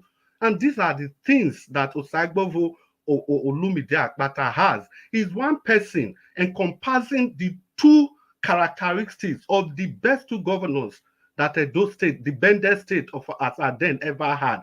And you tell us to allow this opportunity to slip by us? No, we will not. We have one and we are getting one free. All the characters of the best governors in the state in one man. So we cannot let that go. We will do everything to ensure that we bring this man to power. He has the empathy, the total empathy of Professor Folorunsho. In fact, it was this empathy, the love for the common man, that was why he ostracized himself from the government of Obaseki, because he said Obaseki was too high-handedness. Obaseki displayed total disconnection from people that he governs. He doesn't talk to any person. He doesn't listen to what he wants. He does what he thinks is best for the state. You don't state like that. These were part of the things that made Osaigbovo Olumide Akpata to that whatever work he was doing with Obaseki. So that's why we are saying this man encompasses two best governors that ever served in the state. So we are going to lose him. If we want to talk about some of his promises, let's take the area of electricity, for example. They've been talking about this Oshomo private, blah, blah, blah, blah, blah. What Barrister Olumide Akpata said he was going to do with that is this. It's very simple.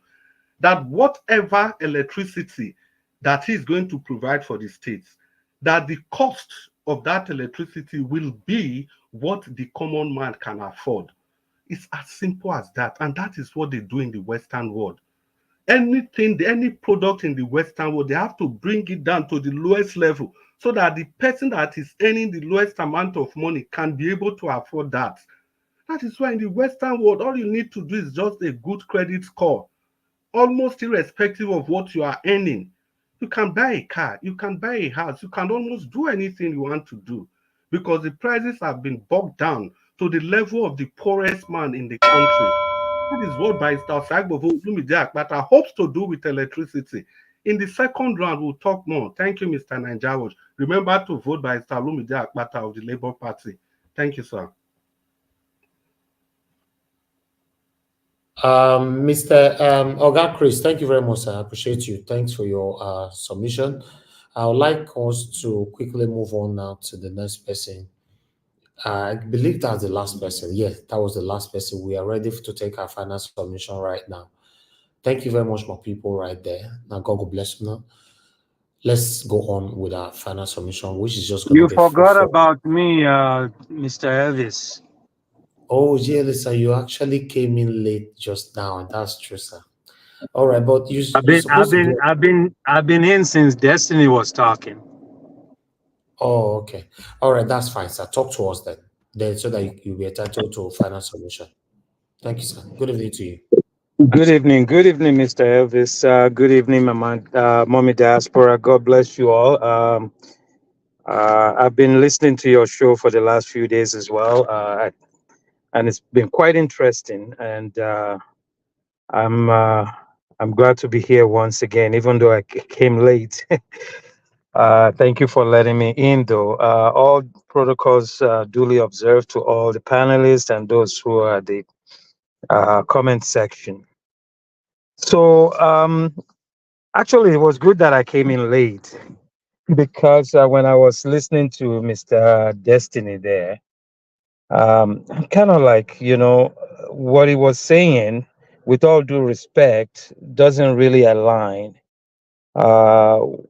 with what I think is on ground.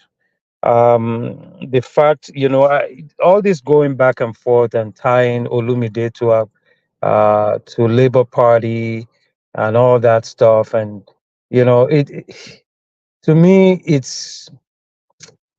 I don't know how to describe it.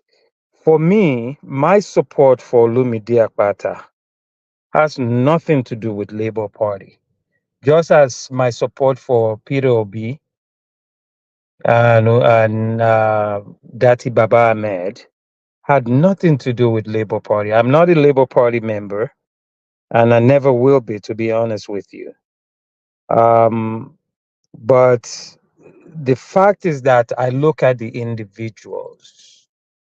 I look at the individuals. And when Mr. Destiny there was talking about how we tie Aswe to Obaseki, and then you're not tying Apata to Labour Party. It's two different things. It's two different things in the sense that Aswe himself brought Obaseki into the picture of his campaign when he said, and I quote, that I will start where he stopped. So he introduced Obaseki into. He didn't have to do that. Honestly, if he didn't do that, myself and maybe some other people will probably have looked at him as an individual on its own. But when you say you're going to stop where the other guys, you're going to start where the other guy finished, you've already brought him to the picture. And it's legitimate for people to criticize you based on that.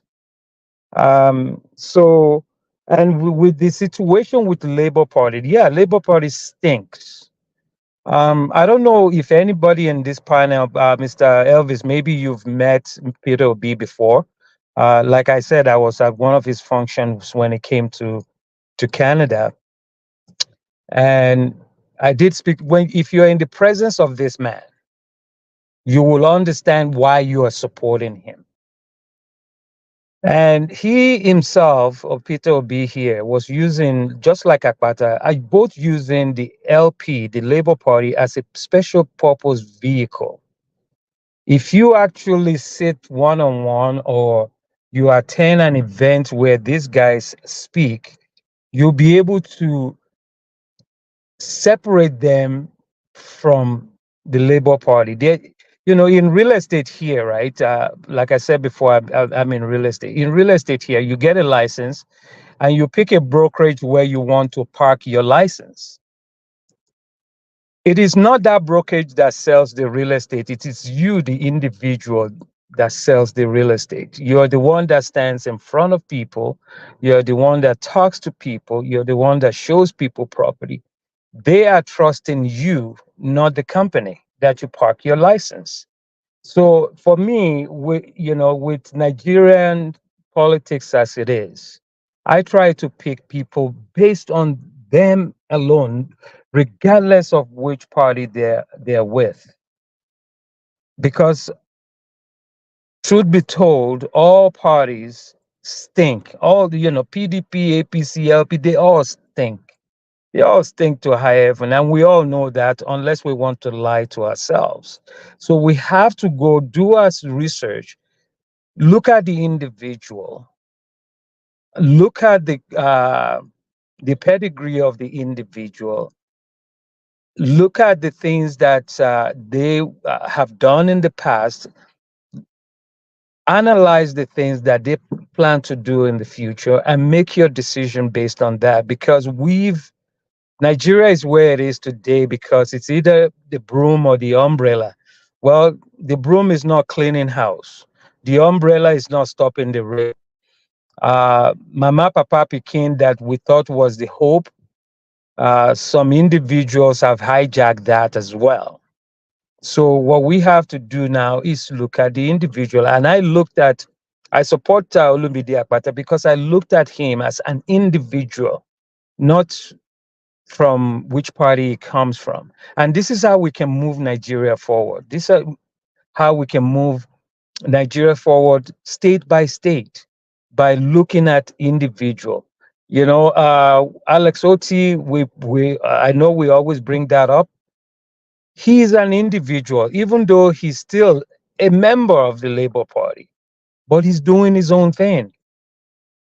He's doing his own thing. When people want to vote the next time, they're going to vote for this individual. Yes, he may still have his membership with the LP, but I believe that people will re-elect him based on what he has done as an individual, not as a Labour Party. So I just want to make that all clear there. And this is how we can save Nigeria. This is how we can turn things around in Nigeria by just focusing on the individuals, regardless of what party, because there are good, there are bad among all the parties. So thank you very much, Mr. Evis, for allowing me late, and I appreciate it. Thanks. All right. Thank you very much, Mr. J. Olisa. I appreciate you, sir, for your time with us today. Okay, let's have a final submission right now, which I'm going to start with. Give us a mandate. Give us a mandate if you're there. Please give us your final submission, 4 minutes. Please unmute yourself on time when I call people, please. When would they measure your name? Before I say give us you should unmute yourself and speak. Okay, give us a mandate. You are not there. I'll just move on. Destiny, please give us a Give final us a mandate is chatting that you should let him in. He's in already, sir. That chat is long time ago. Mr. Destiny, go ahead, sir. Talk to us. 4 minutes. Thank you so much. Thank you so much, Mr. Najawat. Good evening once again. My brother that just speak now said something that why they are calling Olumide, Aswen with Obaseki is because he said he will continue where Obaseki stopped. But I don't know. But what I listened and what I hear from that man when he came to this panel was that he is going to start from where the other government or the other governors stopped when they came. And truly, he must start from there. It's not going, all the whole structure that those other governors started he's not going to abandon them and start any other one.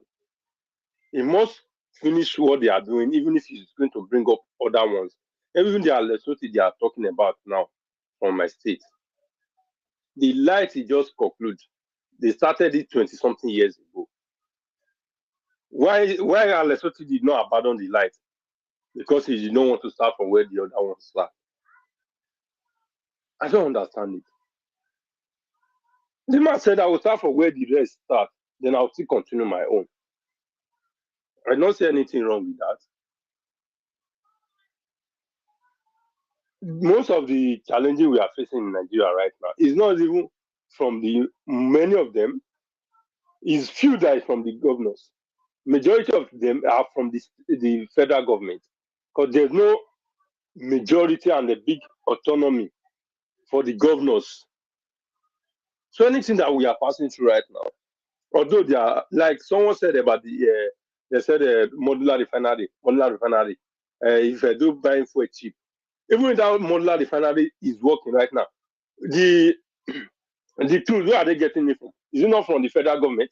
Is it not when they are buying from the federal government? They'll still come if they really refine it there. Is it not what the same thing they are going to say? They're still selling it expensive because they are still getting it from the federal government expensive. It's only when the federal government make it. Are we not here when Dangote is complaining? So if you are saying some kind of things, we should say the truth and leave the one that is not true from inside. Forget about the modular refinery. So you're telling me about there are things that he's not doing. Like I don't like any of them, but I respect that man for in the whole country is the one paying 70,000. When the federal government had the money, they are not paying. The rest states, even Delta states, collect the highest allocation. They are not paying 70,000. River states are not paying. Then nobody will say that this man try at all. Why? Let's say you try at all. Oh, yeah. Not that you are good, but you try a little. Leave the rest. If you like, don't vote for the candidate, but don't come and tell me that you are condemning the party, you are condemning Obaseki, but the man, you have never condemned the man. Oh, I don't understand it. That is my problem. I don't have any other problem. Support anybody you want to support me. I don't have anybody to support there because all of them, I do not see any of them that is suits enough for me to support. Because all the party, all those big party, all of them, they are corrupt. Because the man cannot do it. The Lesotho from my state, if Lesotho is probing, by now, all this Okalo is into ESCC. What is the other? I always forget the other one. Is in ESCC custody. I will be happy that this man is doing it. Because they are not, yes, he's doing the best. He has given them, the ESCC, everything that he have to give. If you even give them, ESCC is not doing it, bring the proof. Let us know that you provided all the whole paper to ESCC, and ESCC is not doing the work they are supposed to do. Then we always start asking ESCC, why are you not dragging these people? If it's all those that were small boys, you will be breaking into their house, dragging them up and down. Because this one is politician, you are not dragging them. Let them not do that. We should say it the way it's supposed to be. That's just it. I don't have a problem with any person. My problem is, let's say the truth the way it's supposed to be. If you know that this person is doing something wrong, tell him. Tell friend truth, not his boyfriend. If I say it, you don't like it, please don't like me again. If you tell me true, I don't like it, let me be. Definitely, I'm not suitable for you to make as a friend. That's what I believe. In this life, nobody is perfect.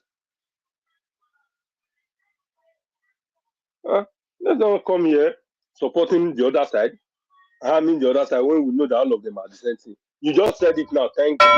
That Labour Party is smelling. Labour Party is not good. But you remove Olumuyiwa. But elsewhere, you say you are condemning elsewhere with Obaseki, condemning elsewhere with the PDP. All of Thank you. Thank you. Thank you very much, Mr. Destin. I appreciate you, sir. Thank you so much. I would like to quickly take this call here. Please, hold on. Mute yourself. Thank you. Mute yourself, sir. Mute yourself. Thank you. Madam Origin, please pick your phone quickly and speak to us.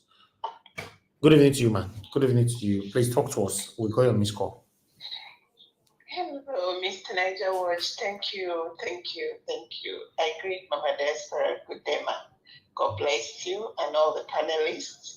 I just go straight to the point. Why I wanted to make the call is the clip that the last clip you showed after Black Panther spoke, and it just triggered something, and I wanted to speak. And first day I came here, one of the things I keep begging, I scream, I say, please, youth of Nigeria, wake up. Wake up. Please don't be like your elders, don't be like your fathers. Do not believe everything they say to you. Everything, including the ones they spoke on the altar, verify. Go and pick up scripture. Whatever they tell you on the altar, go and find whether it's Bible or whatever you use, go and verify.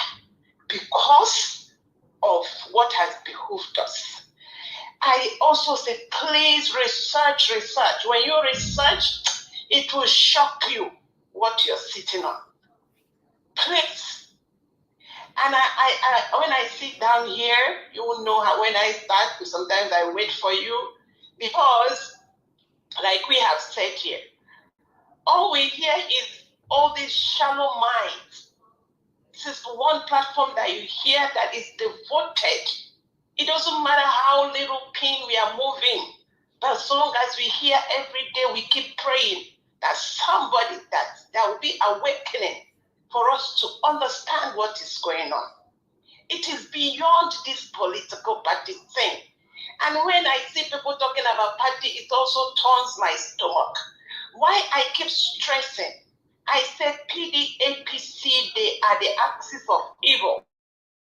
Now you have they have concocted when you look at the INEC, you look at judiciary, it's still one pot.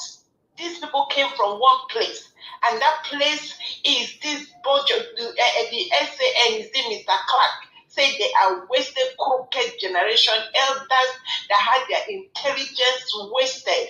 They have their baggage, and ready to change. In fact, what is going on is that they are trying to cover up what if the amount of atrocity they have committed. This is just cover up.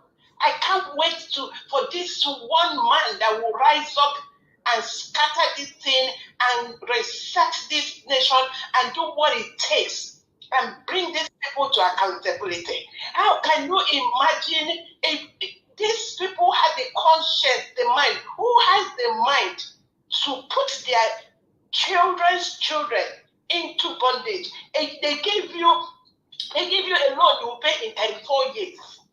Where is it Cardoso? Cardoso, where are you? Where are you? Where is the other one? The old, wicked old people. There is another one of them, all this, they say they are intelligent. So you people are awake and collected this debt that will be paid. Who is saying this 10% is talking about is even a child's play? How can these people continue to be evil? Please, I'm begging. Children of Nigeria, young ones, please wake up. They smart this, so please, I'm begging. Wake up. I rest it there. Thank you. Thank you, ma. Thank you very much for your time with us today. Thank you, ma. Okay, Ogashim, is it you're calling back again? Okay, Ogashim, is it you're calling back? You only have 1 minute. Talk to us, sir. 1 minute. Yes, nice. Thank you so much. You have 1 minute. When someone say, I continue when the former governor or the governor are going to continue from there, it depends on how that person is going to start, continue. Is it from the good thing he did in the state or the bad one? It depends on the person. And what I keep saying is personal will go for the person, not the party. You know, the capability of the person, you know, the what that person, the quality of the person, of the candidate, which is as well, you know, when you look at the man, you see the fear of God in him. You see the eloquence. In fact, everything he has it. You know, so don't try to, you know, deviate from as well. He's the man, he's the right man who's gonna do the work for it. And I don't know why some people will say their state is backward. Do you go other states? Use your mouth to proclaim good for your state. I don't know why some people will keep saying that. My Anambra is good. I will put it that way. It's good. And use your mouth to proclaim my state is good. Don't say your state is backward. Stop saying that. Say something good to your state. We are not talking about Nigeria here. If Nigeria is bad, then go to your state and say, okay, my state thank you. must be good. My state is good. Thank you, sir. Thank you, Nigeria Watch. Don't take it away from Aswe Igadalo. Thank you, Nigeria Watch. Thank you, sir. Okay, I would like to come to the next person. Give us a mandate. I guess you're ready to speak now. Your 4 minutes starts now. Thank you, sir. Yeah, thank you very much, Mr. Elvis. I know you can hear me clearly. Honestly, Mr. Elvis, sometimes I don't know. Madam Origin, thank you very much. God bless you. But sometimes I don't know. Some things just you just hear some statement and you just ask like, who is speaking like this? Ah man, this last caller lives in America. I live in America by God's grace. Ah man, if Texas is not good, so Mr. Emmanuel will go and stand on the highway and say, God, man, I don't know. I don't like. Don't let these guys deceive you. They don't mean well for you. Anambra State is not good. So is building roads that are not motorable. So is a former governor of Central Bank, and this man is saying this. Who are you deceiving? Can you guys stop this evil? This is evil. We saw Asodo build some roads in Anambra some months ago. The roads were destroyed with flood, and you are saying the state is good? Come on. Why are human being wicked like this? So because elsewhere that is in government, there is a money back. Is the money back for Obaseki and Oshomole? Because you must be a governor, you must tell lies, which cannot happen. Elsewhere cannot be the governor of Edo State. Not under our watch. No. These guys have ruined Edo State. Oshomole, Obaseki, elsewhere, they all are evil, the three of them. They all destroy the state. They all. You cannot remove one leave, but they are all evil. So in your own America, you go and stand outside and say, my state, oh, come on, man. These people are, this man calling from, he called from America, America, and say Anambra is good. With all the shenanigans that Solo is doing in Anambra. The last person that spoke before him told you that Obaseki is paying 70,000 on which money? Borrowed money. And he said that unless what you should go and borrow, you are encouraging you. Come on, which kind of man? These things are just you just hear some comments sometimes. You like, oh, come on, bro, why you guys doing this? So unless what you should go and borrow money and pay salary because somebody is going to pay, and you say you are come on this same panel and you study economics.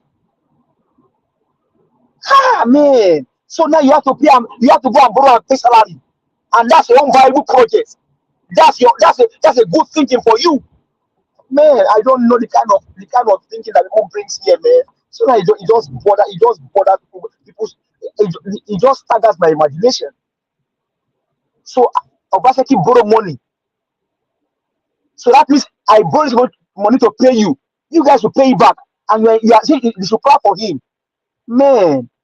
I don't like no other choice in this election than Olumide Apata. No other choice. We will not allow their lies, propaganda, and evil to stand.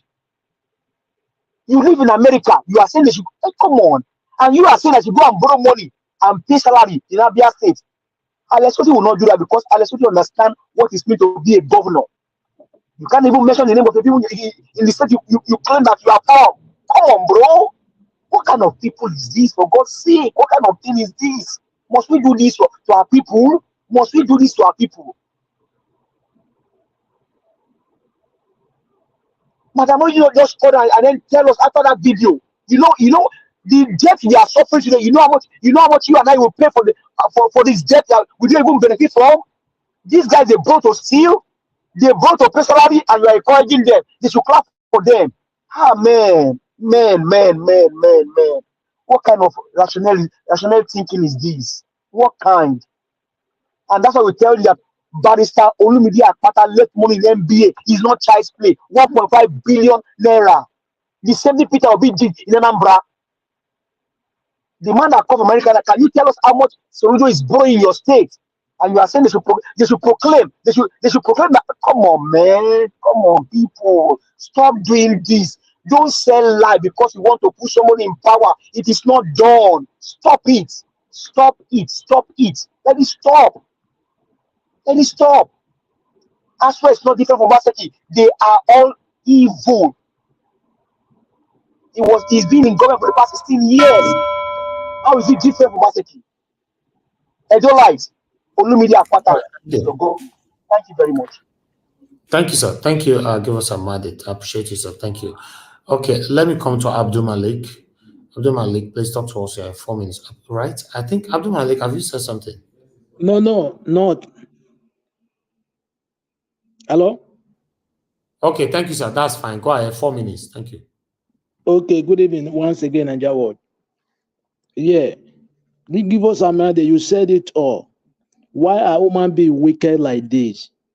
It is true. I see your state is not good, but you say we say it's good. How? Let's say it how it is. When your state is not good, say it's not good. When it's good, say it's good. How can something is not good? We say it's good. We use black, we turn white to black. That is the problem we have in Africa. We don't say how it is. When we see the truth, we turn it to lie. We have a long way to go. We cannot go anywhere with this mentality. Lie. We can't move on. We can't move forward. The way I know when somebody is getting older, just like if you are 90 years, it's like your brain will turn to young, like you are now, your brain will turn to younger, like baby. But we are not up to that age anymore. I don't really understand some of all the way we talk. Sometimes, imagine, I don't really understand because I don't know. We don't say the truth. We say what we favor us, which is not supposed to be like that. Let's say the truth, so that the truth can set you free. According to Bible, even Quran say it too. It's only the truth will set you free, and the truth can never hide, no matter how long. The truth must reveal. Understand? Yes, Edo State. Please, I use this time to please you guys. You should not make that mistake anymore.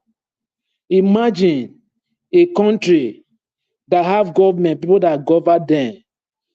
What are you guys benefiting from the government? What are the citizens benefiting from the government? Nothing. You don't have light. You don't have water. You don't have road. Okay, what are you benefiting from the government? There is nothing. Imagine even when you build house, you manage to build house, you will use your money to put boil. Is it right? Government don't even have common water they don't provide common water for citizens to drink. What you have been borrowing money? Look at now. From June 3, 2024, Vanguard Prehenshaw as federal government borrow 20.1 trillion under Tinubu. Prehension as federal government borrow 20.1 trillion under Tinubu. Do you know what it is? They are borrowing money for your generation to pay. I don't really and the money you are borrowing, there is nothing to show. There is no effect. What you do with the money is to embezzle the money. No road, no water, nothing in the country. But what is the money? Where are those money going to? I don't really know. We don't say the truth. Edo State don't vote for APC and PDP. They have been deceiving us for a long time.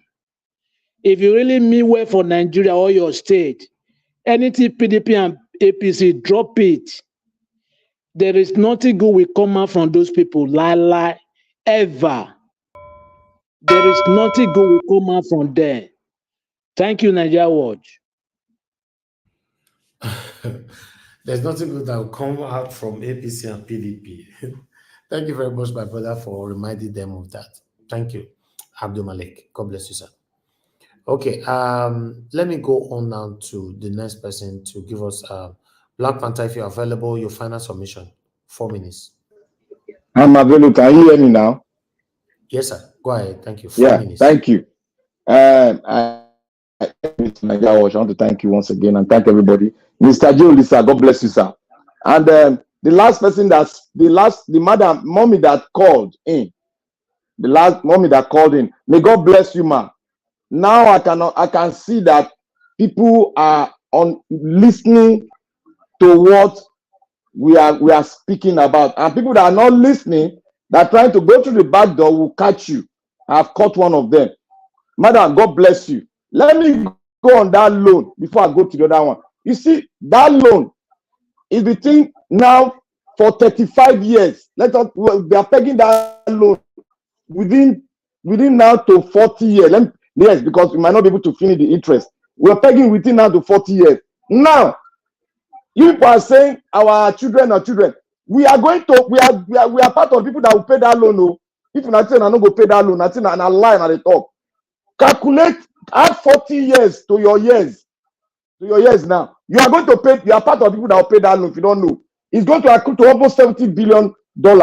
You are going to be part and part, all of us here. We are going to be part and part to pay that loan. If you don't know it now. And Mr. Nwosu Destiny, you don't really understand the problem of Nigeria. Neither do you understand the problem facing Edo State. Because from the way you are speaking, I can't pick one thing because you are not standing on where this man is standing. I understand you and respect where you are coming from. You are just blaming left and right, left and right. Let me tell you, you will be part, me and you are going to be part and parcel that will pay that $70 billion. If you think that you go, every one of us go wrong, now lie. Because it's like between 30 to 40 years, and we might not be able to pay it. We might not to finish the payment. So we are part and parcel of the people that are going to pay this loan, if I would like it or not. And Mr. Ben, I'd like to acknowledge Mr. Ben, Mr. Chris, and all the supporters of Olumide Akpata. God bless every one of you. Thank God, I say again, there's a lot of people out there that are listening to us, and they are weighing the advantage and disadvantage. And I thank God, and I made mention of Mr. Ben sometimes ago. I said, Mr. Ben, I respect your word, and I respect your idea, and I respect the position you have taken. We have been able to, without no reasonable doubt, convince Mr. Ben that Olumide Akpata is the way. And I would like to say thank you to every one of us that are standing on the top right. Mr. Chris, give us a mandate. J. Olisa, Abdul Malik, F. Emmanuel, and other people. May God thank you all. May God thank every one of you. And Mr. Chimeze, you said one thing about you want to spin the thing. Mr. Chimeze, you are a card carrier member. I presume that you are a card carrier member of PDP. And nobody should respect the thought or ideal of PDP anymore. Whether in anywhere, if you hear PDP, take off and run. If they greet you good morning, open the door and look at the sky. Mr. Chimeze, you are telling the Edo people to look at the good part of the governor. Then we use that good part and talk on that good part. We should forget the 80% bad part, bad thing that you have done in Edo State. Mr. Chimeze, you are not a good friend of the Edo State. Please continue on your rhetoric. Let us see how far you will go. You are part of the people that will pay that money.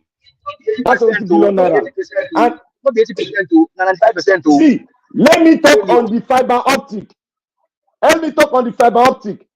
Obaseki did not build any fiber optic. I'll give you an extract from a paper released by Federal Ministry of Communication. Federal Ministry of Communication and Digital Economy white paper on deepening Nigeria backbone on middle mile infrastructure. According to the report, so far, 78.676 kilometer fiber optic has been deployed since 2003 to all the states. One, Lagos State is leading with 7.8 kilometer. Edo State is second with 4.8 kilometer. Federal FCT is third with 4.4 kilometer. So I have been saying this for long. You can come here and spin all your rhetoric and praise somebody for what he has not done. But we'll go on research, and we are going to research, and I'm coming out with another research to blow your people mind up. But that will be tomorrow. I thank you, Mr. Najao, for giving us the opportunity. We are not speaking nonsense here. We are going deeper and bringing the fact out. And this is one of the facts. Mr. Obaseki did not put the fiber optic in Edo State. Thank you. I rest my case. All right, Black Panther. Thank you. Thank you very much, my brother, for your consistency. Appreciate you. Thank you. God bless you all. Okay, I'd like us to move on to the next person. According to the table right now is Oga Chris. Then I'll come to F. Emmanuel before the last person. Oga Chris, sir, you have the floor, 4 minutes, final submission. Sananjawad, thank you again, and good evening, Nigerians, once again. Well, I think in conclusion, just in case I ran out of time, people, Edolites, remember to vote by Olumide Akpata of the Labour Party. He's your sure bet to freedom, irrespective of whatever people say. And the person that talked about praising Edo State or whatever, I don't know, I don't want to call your name the second time. You know, nations are not built by prayers. There are different nations all over the world. Some are Hindus, some are Christians, some are Muslims, some don't even believe in anything. And these nations, they are all developing, they are all progressing. There are laws that God put in place. If you follow any of these laws, you know, you surely embrace success. So it's not by what you say, it's not by your prayers or whatever.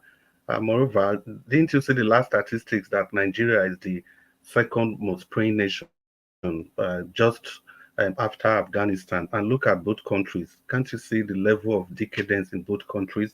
So it's not actually what you wish, it is what you do. Okay, and that is why we need an action governor like the person of Barrister Lumide Akpata of the Labour Party. I'm talking about this loan. I repeat 3 times. Black Panther has said it that we all are going to pay for this loan. And that is why we are looking for somebody with proven integrity, somebody that has that mind to manage finance. And this person is Barrister Lumide Akpata of the Labour Party. It is not a promise, it is what he has done before. Because the future of Nigeria is very bleak. Nigeria is owing so much, and sadly, Edo State is also owing so much. So we don't know where the country is going to. And don't forget that this loan they took from the Afri-Nexim Bank, running into billions and billions of dollars. We've already given them, we've used the oil in the ground to mortgage the payment for that loan. So when Black Panther was saying that we all are going to pay, I was just laughing because he's absolutely spot on. We all are going to pay for this. So the future is very bleak, and we need somebody in Edo State that can manage this future for us. Can't you people get it? Can't you just get it? We are in a situation of economic quagmire, and it is Barrister Lumide Akpata that has the sagacity and ability to be able to manage funds. This is demonstrated when he was the chairman of the NBA. And the next thing they tell us that we shouldn't be talking about that. How dare you? We are going to keep saying it. If you don't like it, give us our mandate has told you. If the kitchen is too hot, you leave the kitchen and go to the living room, or you leave the house altogether. When he was the chairman of the NBA, look at what he did with NBA. He was able to save funds. This is the kind of a manager that we need for Edo State now. It is not a manager that brags about paying 70,000. Why did Obaseki even do that in the first place? Is it not for political consideration? Because any reasonable governor would know that that was not the best thing to do, considering the debt profile of Edo State, 600 whooping billion and still counting. Then the next thing, you run to go and start increasing the salary to 70,000. To how many people? To how many percentage of people? How many people are in Edo State workforce? Even the 70,000, what can that do for the people, considering the economic problems in the state? Instead of them to create a unifying economic situation where everybody will be able to afford whatever they can afford with what they are earning, but to just increase the salary of maybe 1% of people in the state, and then you want us to clap for you while you are increasing the debt. Any fool can do that. Any governor from 36 state of the federation, they can decide to go and take loan as much as Obaseki did and use that to be paying the salary. So that is why we are saying we need somebody that will guide those states through the economic problem that stands ahead of Nigeria and ahead of Edo State. Nigeria is in debt, Edo State is in special debt. Barrister Lumide Akpata of the Labour Party has shown that he is a manager of economy. He has shown that he can actually spend prudently. He has shown that he can save. He has shown that he can generate funds without putting the burden on the people that he governs. Edo Lights, take for example, our IGRO and the IGRO of Kano is almost the same. And you have 5.5 million people in Edo State, and you have over 20 million people in Kano.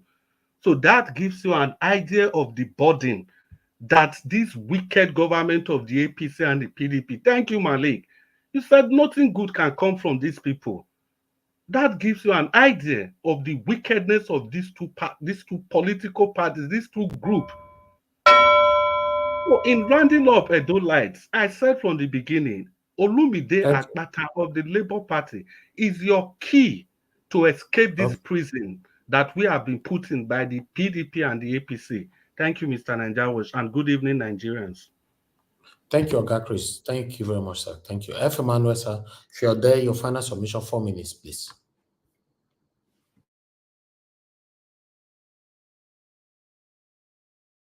Okay, he's not available. Let me just move on to J. sir.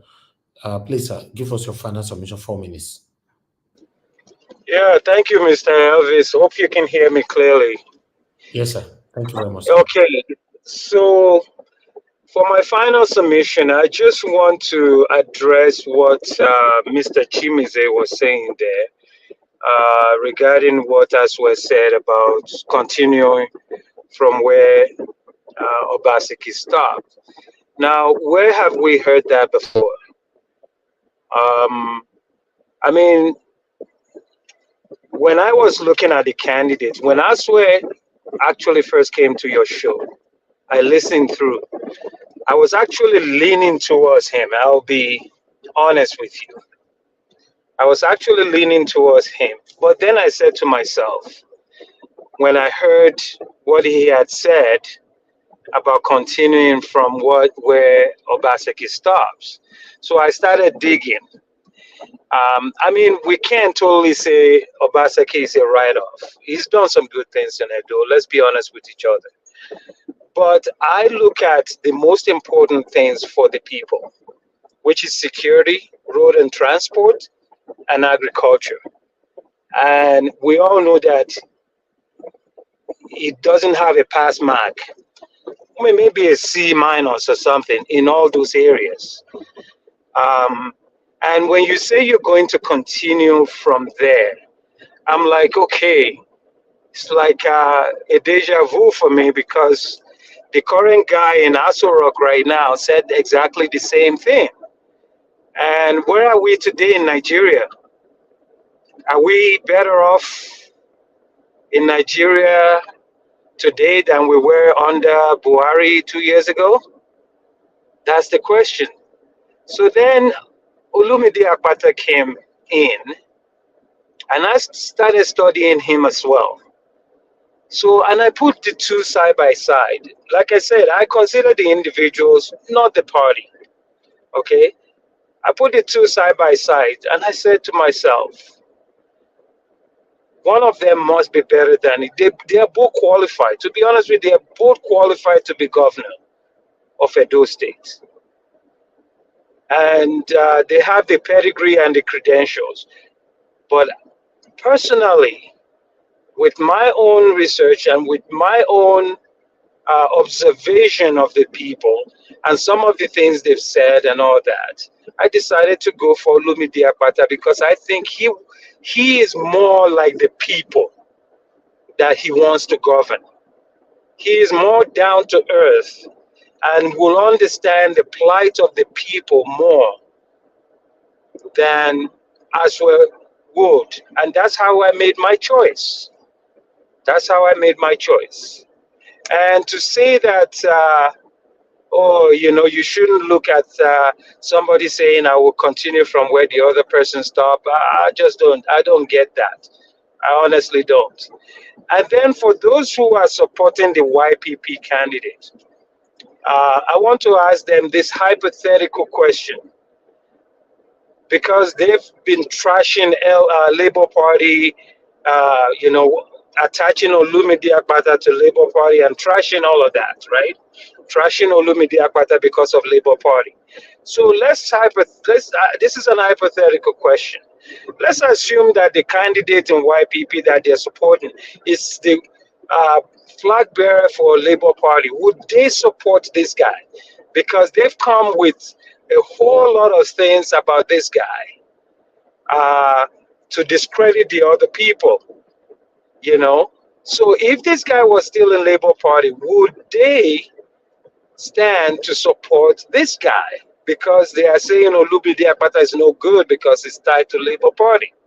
Like I said before, Labour Party is a special vehicle, a special purpose vehicle for Peter Obi and Olumide Akpata, and we should look at the individuals as they are, because every one of the party, PDP, every party in Nigeria, including the YPP, they all have their internal problems. They all have their internal issues. It's just that some don't put out their laundry like the others do. So let's be careful, Edo people. Let's be careful and make the right choice. Thank you, Mr. Elvis, and I appreciate everyone, and God bless you all.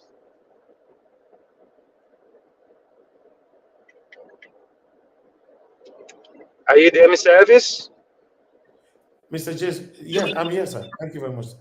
Mr. Yeah, I'm Elvis, done. sir, thank you for joining us today. I appreciate you. Thank you so much, everyone right there. And God bless you now.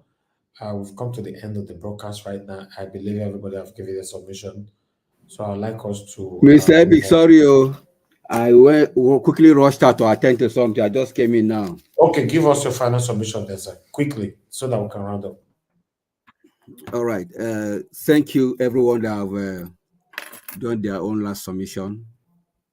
So what I will say right now is the problem of our country right now is no longer in the hands of the government. It's in the hands of individuals, because what we allow will continue and will persist. Just like in your house, if you allow nonsense, the nonsense will continue. If you give people one step and they take 100 steps. So that's what is happening right now. In fact, the government, the politicians, they have mastered the Nigerians' state temperament. They have mastered our temperament. They know our Nigerians are religious people. Nigerians believe in God. Nigerians are, people that can, they have enough shock absorber to absorb every mess they meted at them. So they are taking us as taking advantage of that, and that pisses me off. They take advantage of that, and that is not good at all, because day in, day out, people are going to bed empty hunger, and they are complaining. You're going to bed empty hunger, and yet you know what to do. You've been imprisoned, and the key to unlock yourself from this imprisonment is still in your hands, and you're not doing anything. So how do you come out of this quagmire? How do you come out of this imprisonment? That's what Nigeria should be thinking. How do we come out from this situation we find ourselves? How do we come out? So it's very, very important we should have that at the back of our mind. Our mind. If you do nothing, you see nothing. If you do something, you see something.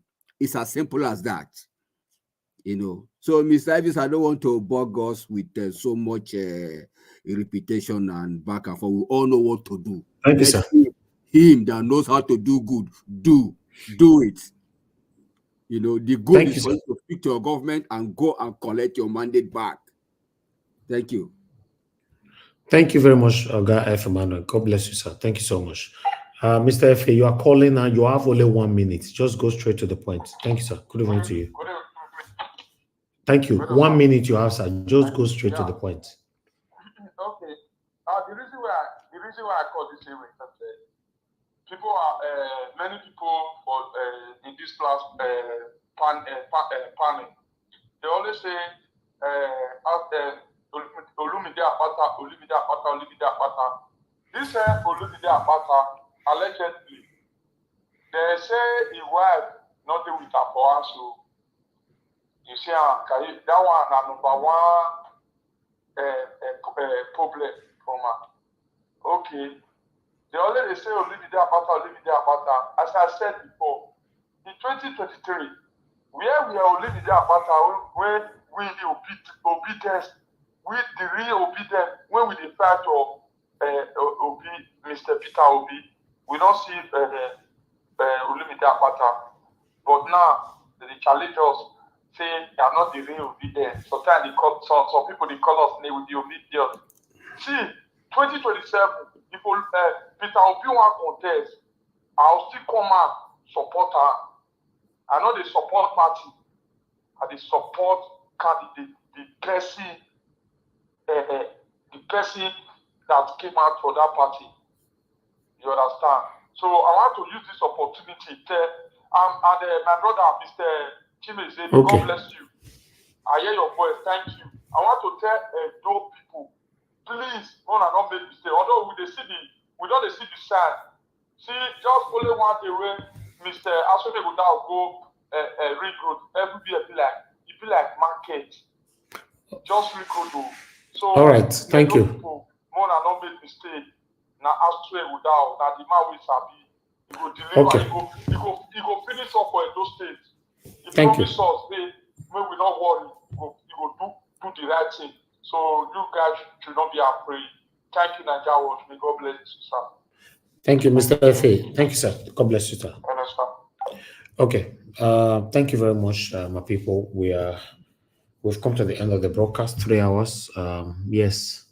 Now God bless you now. Please help us to press on the like before you leave. Help us to share before you leave.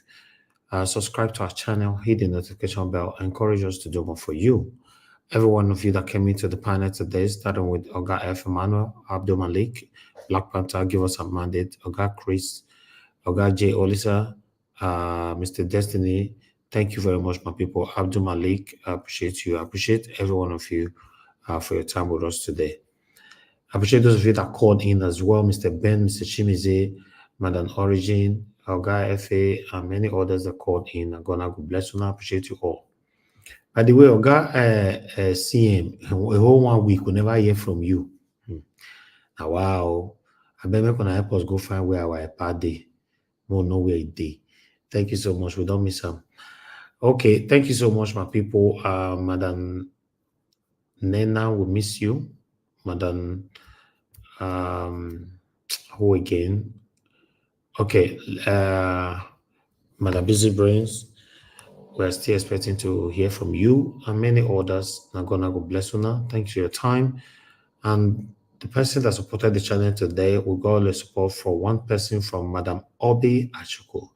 Thank you very much, ma, for all you do. I'm very, very grateful.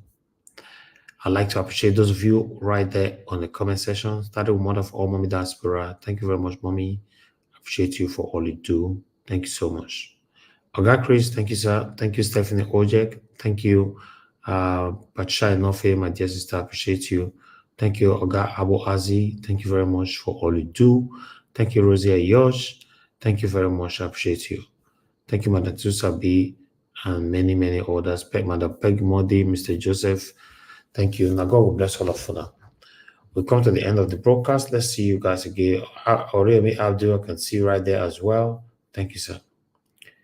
Let's continue for where we stop today by tomorrow, 6 p.m. by God's grace. And let's do this together. Now, God bless all my people.